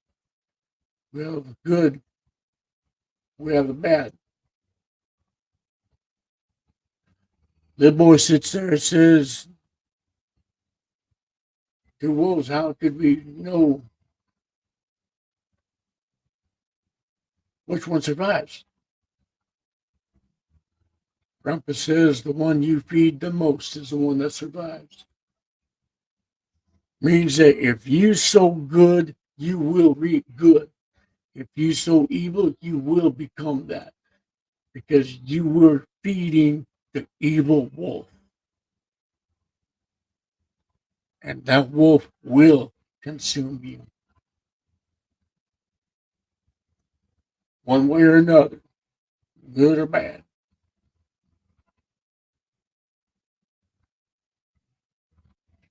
Big corporations or those evil wolves, our government, not just the United States government, not just Canadian government, all government.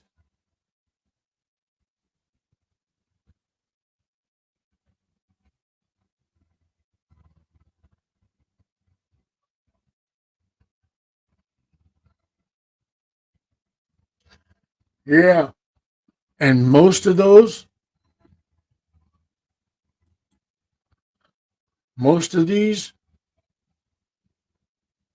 are also near our secret bases.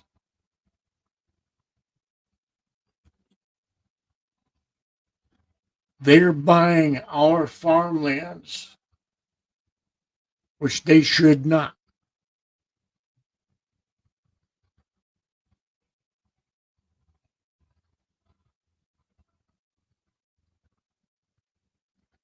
China, Russia, Iran, they have free reign over our airspace. They can go over Area 51. They can go over Hangar 18. They can go all throughout our military bases where we cannot. There's places in Grand Canyon that is a no-fly zone. The Grand Canyon.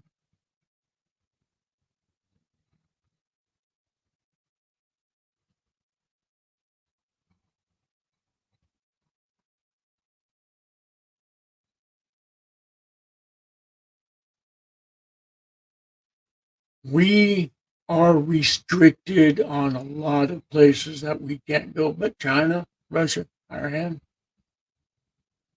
have free air reign. They can go anywhere they want to.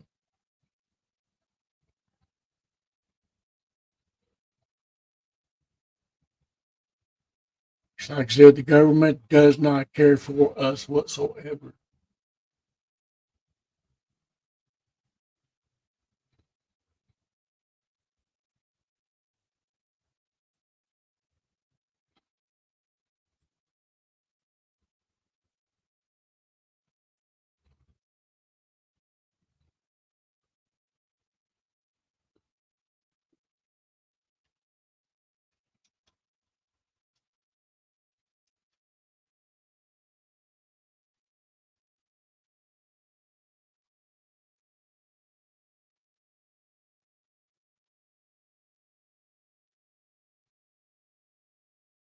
We are the bottom.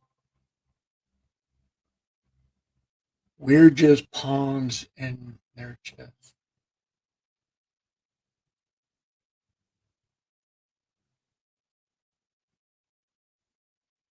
Y'all know the game of chess, right?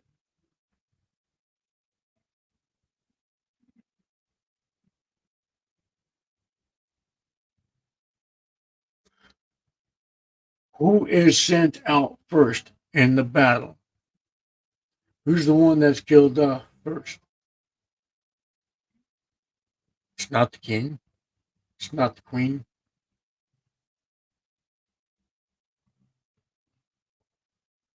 The first ones ever moved is the pawns because we are the most expendable.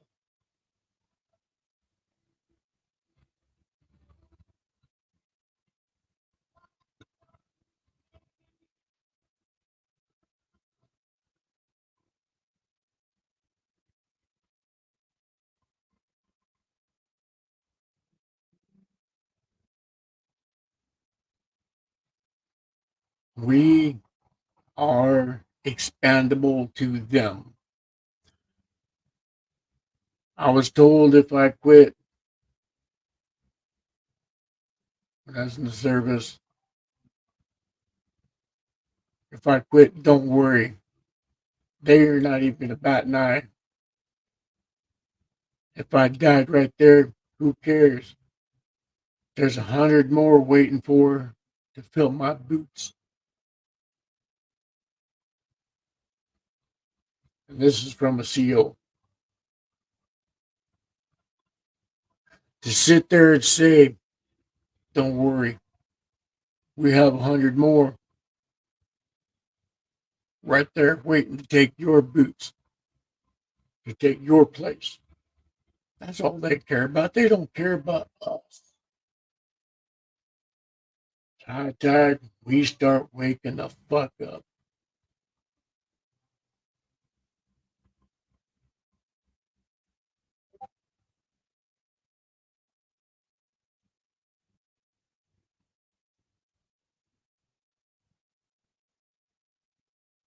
We need to wake up and see the reality.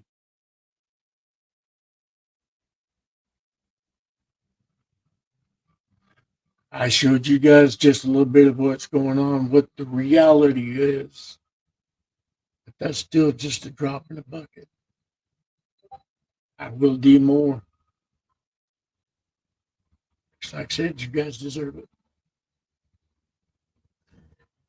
You guys deserve to have a voice that sits there and going to tell you the truth. That's going to show you the truth. So that way you guys can make up your own minds for yourselves instead of being led around like sheep to the slaughter.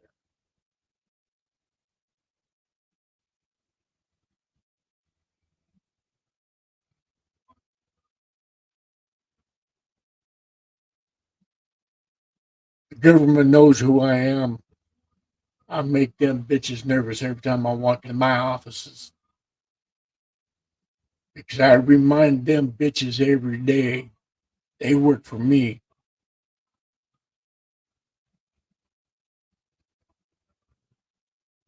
I own them bitches.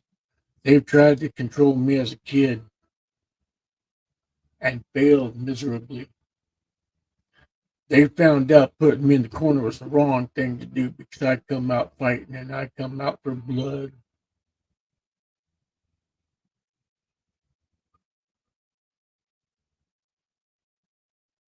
I'm a fighter. That's all I've ever known. But I've always been fighting for the truth. I've always been fighting for the little people. I've always stood up for the little people. I've always went against these bullies. I've been expelled more times for school for beating up bullies.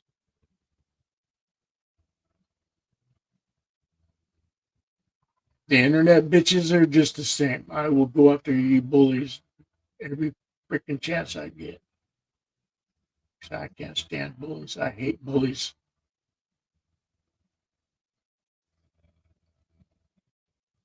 I will not tolerate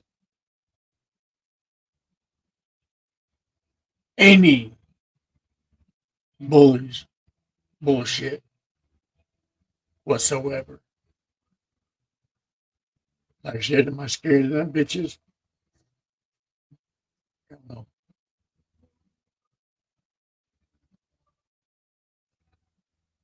For a long time, I keep telling people, don't put me in the middle of your shit because I am one of the dirtiest players in the game.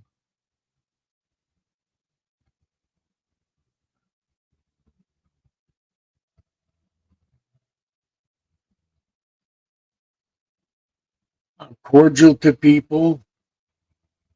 I've become real close to some.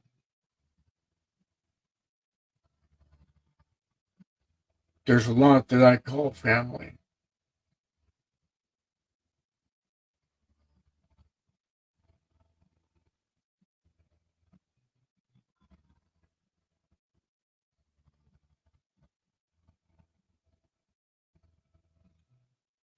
And there's some that are even closer to me than family. There's a few out there that I would give my life to protect. No questions asked.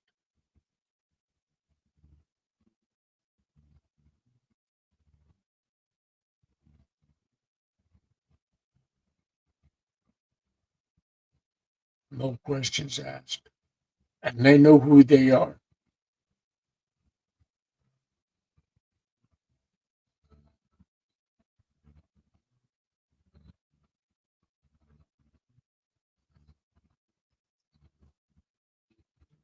My fight is not my own. The fight that I do is not for me, because I can care less about me. My fight is for you.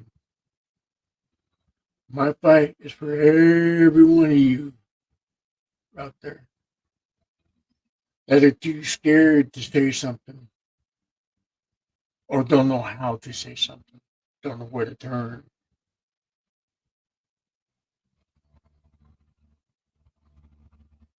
My fight is for you, the victims of these bullies,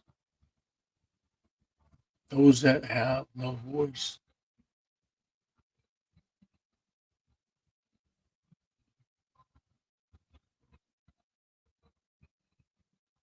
My fight is to protect you ladies. My fight is to protect your children.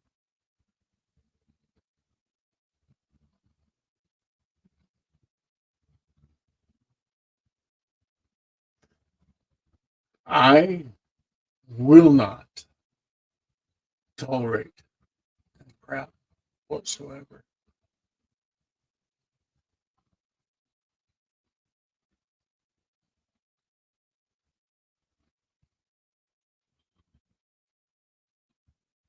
Mohne na chi chinakto tamali tiradum po tano shelaye.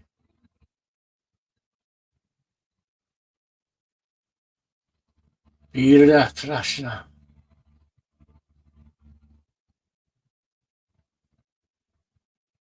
Irasana.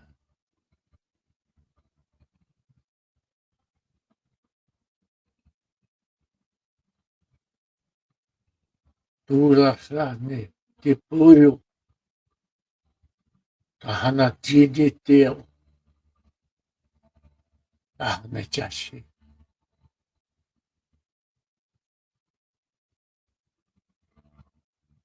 Tira motanchini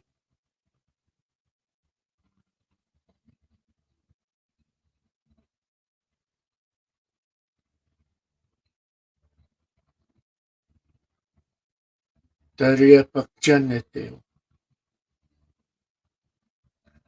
means stop being blinded by the bullshit of internet, social media. Stop being blinded by the fucking useless government. Start using your ears. Listen. Look at your stuff.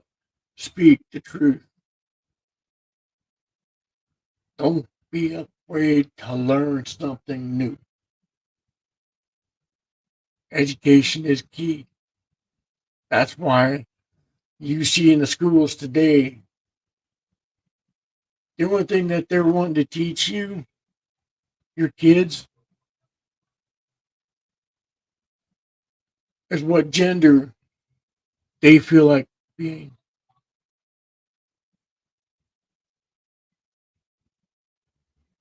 They're teaching your children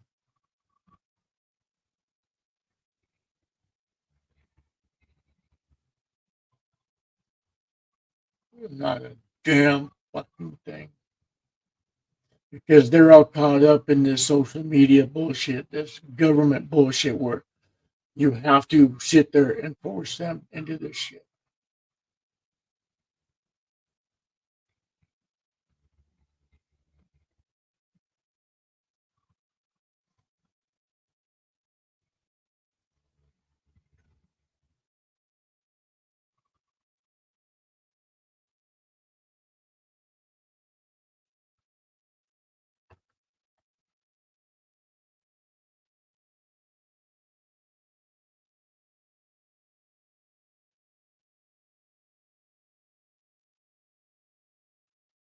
My fight is not my own.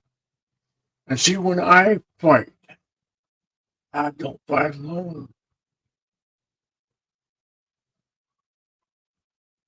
When I fight, my ancestors are with me. My ancestors are right with me, fighting.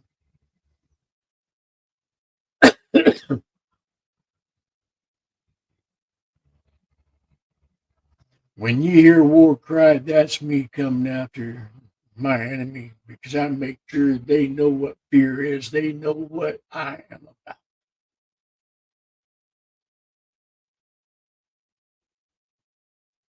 With that being said, I love you guys very much. Please encourage one another. Start helping one another.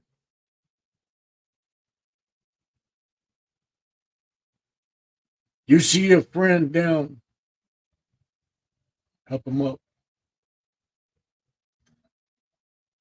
Stop getting your tits twisted in a bunch over internet bullshit. Stop being filled with hate because of someone's dumbass, ignorant, painted ass little bitches are sitting there wanting to divide you.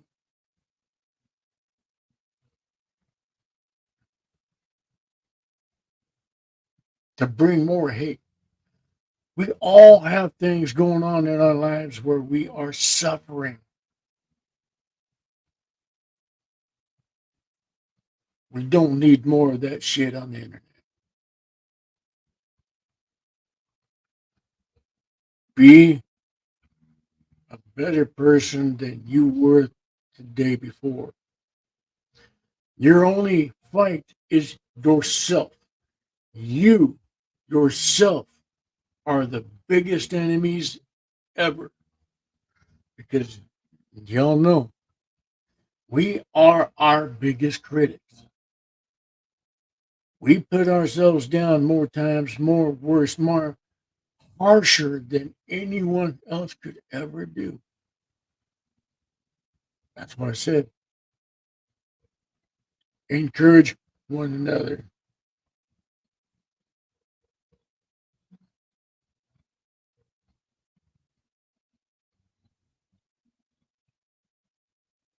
None of our lives has nothing. None of our lives have anything. And again, I'm going to bring up another point. The two wolves.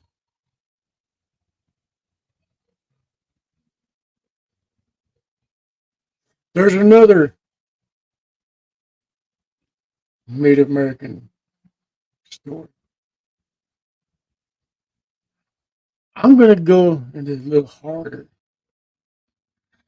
The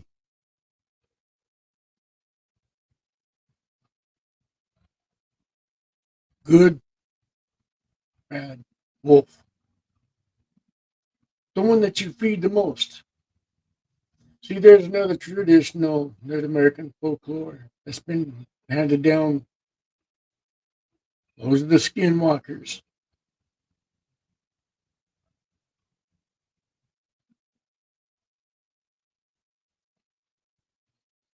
Good medicine folk, good healers. They talk what needs to be done. Healers. But they fed the wrong wolf.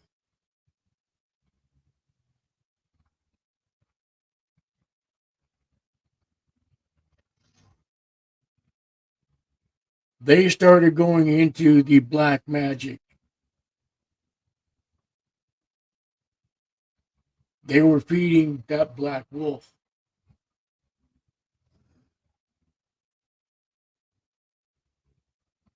They started cursing other people. They were feeding the wrong wolf. Witches. Same thing.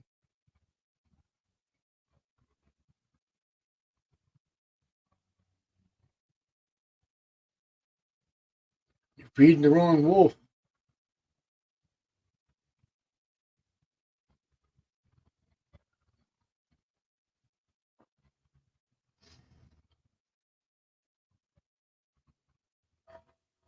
I refuse to feed that black wolf. Am I scared to let it show every now and then? No. Because it don't control me. I've seen that dark side. I know that dark side. I would rather pursue peace. I would rather pursue happiness. I would rather pursue calmness.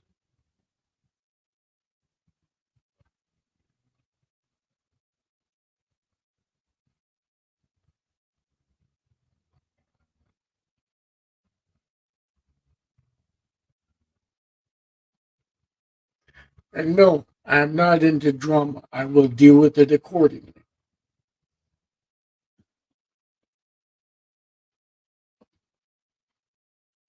I'm not a drama hoe.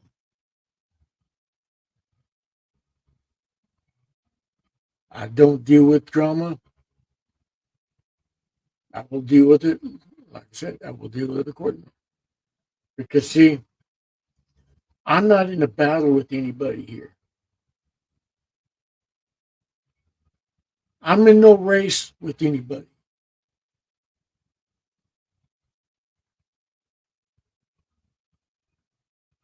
My race is against myself. My race is to make sure I'm a better person than I was yesterday. My fight is against me to make myself better, to make sure that I'm doing right by me. Because I'm the only one that I have to answer to. When I go to the great hunting grounds upstairs, I know my legacy is going to be held behind with high honors.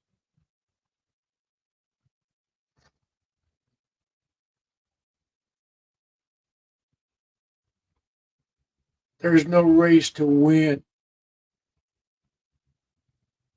The only thing you win is if you make yourself better. If you help your fellow people.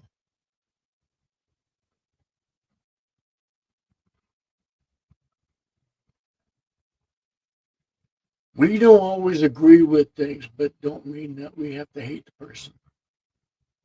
I don't hate people, I hate their actions. There's a difference.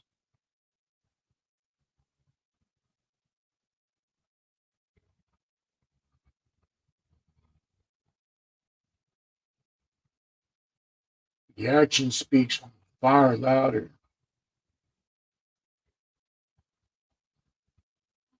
I had a dipshit that sat there and was trying to impress me with several $1,000 rings, all this money, all these houses.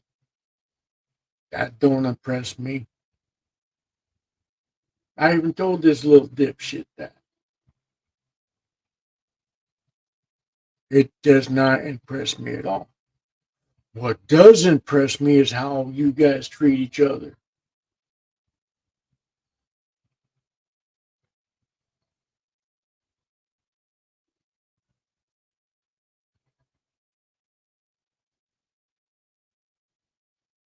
If you treat other people with kindness, respect,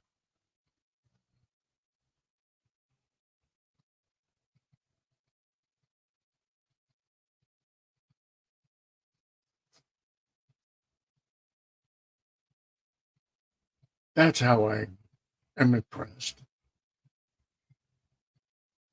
I don't care about money. I've had money. I know what money does.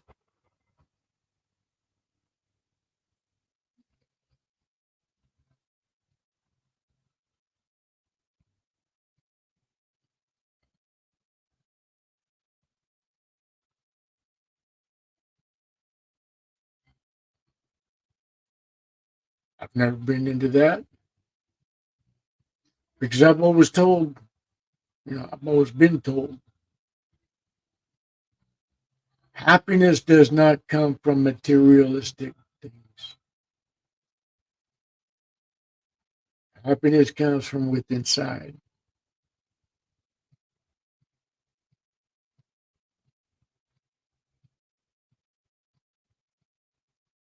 If I can convey anything to you guys, one thing that I want to do, when you guys lay your head out,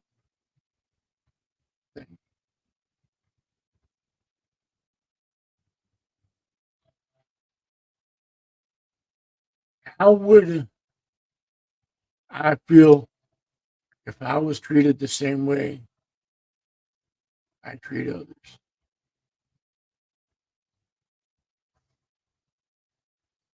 There's people out here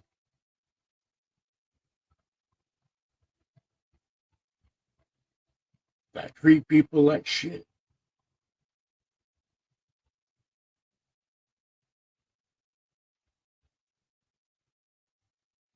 Doing these fake shit on them.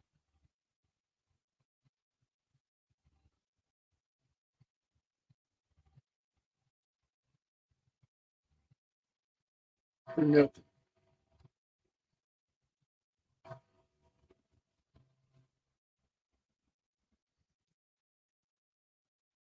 No.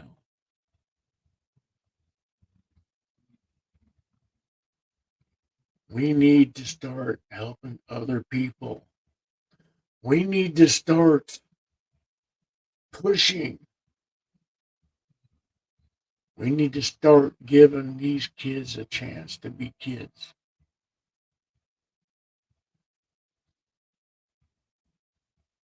You want to fight, you want to save this planet, then start with these kids.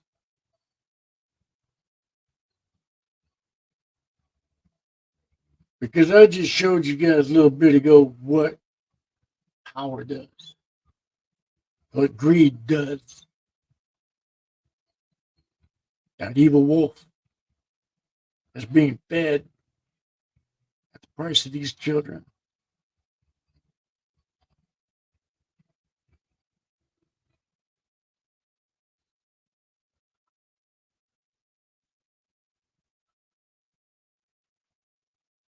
Our fight is in the wrong damn direction.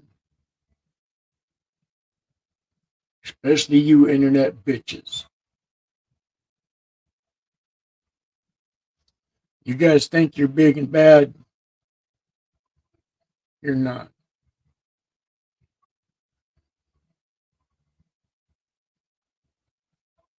Bullying other people, forcing other people into your narratives to think your way. While children,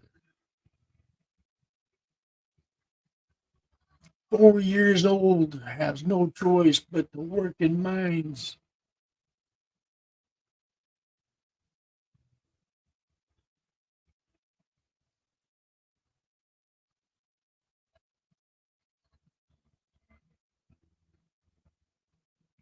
They're not allowed to be kids. They're being controlled by bullies. Is that what you really want to be? Is that what you really want to be? Start thinking better. I may not disagree. I may not agree with everybody on here, but so be it. I don't hate them. It's just that I'm a bigger person because I disagree with the person. I move on.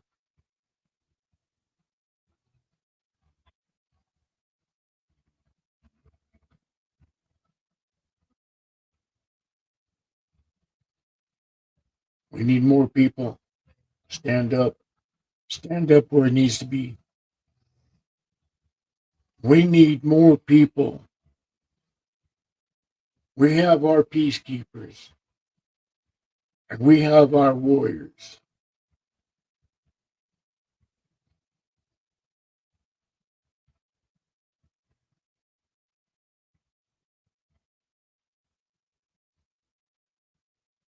We need more peacekeepers. We need more soldiers. We need more warriors that's going to stand up and help fight.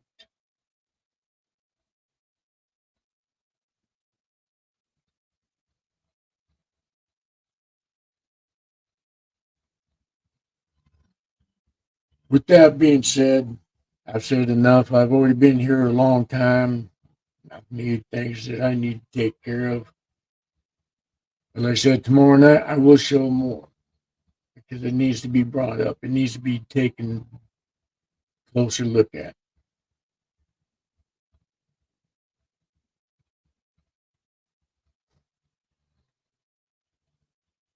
It don't matter what branch of service you're in. Army, Navy, Air Force, Marines, Coast Guard, National Guard, Merchant Marine. This is your channel. This is where you guys are welcome. 100%. We thank you guys for your services. You guys are in there now fighting. Don't matter if you're in it now, will be in it, or was in. You got our love and our support at this channel. Don't matter what cut you've got on, whether it be a diamond club, mom and pop riding club, 99%er.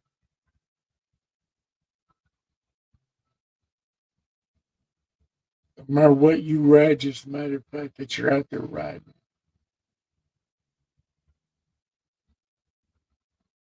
Club, no club, don't matter to me. This is your channel as well. Respect one another that comes into this channel because I don't tolerate bullshit. Respect is given to those who earn it.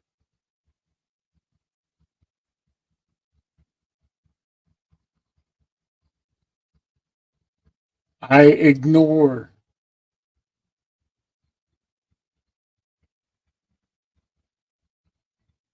those that are trying to start shit for the most part.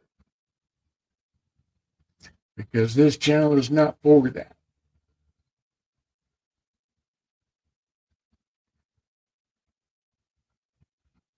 With that being said, guys, yes,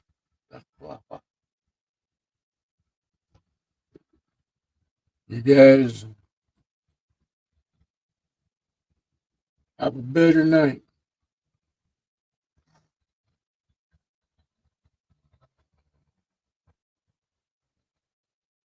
Don't worry about other people's opinions of you.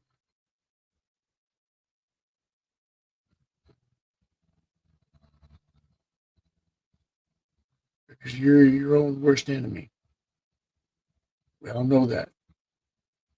But with that being said,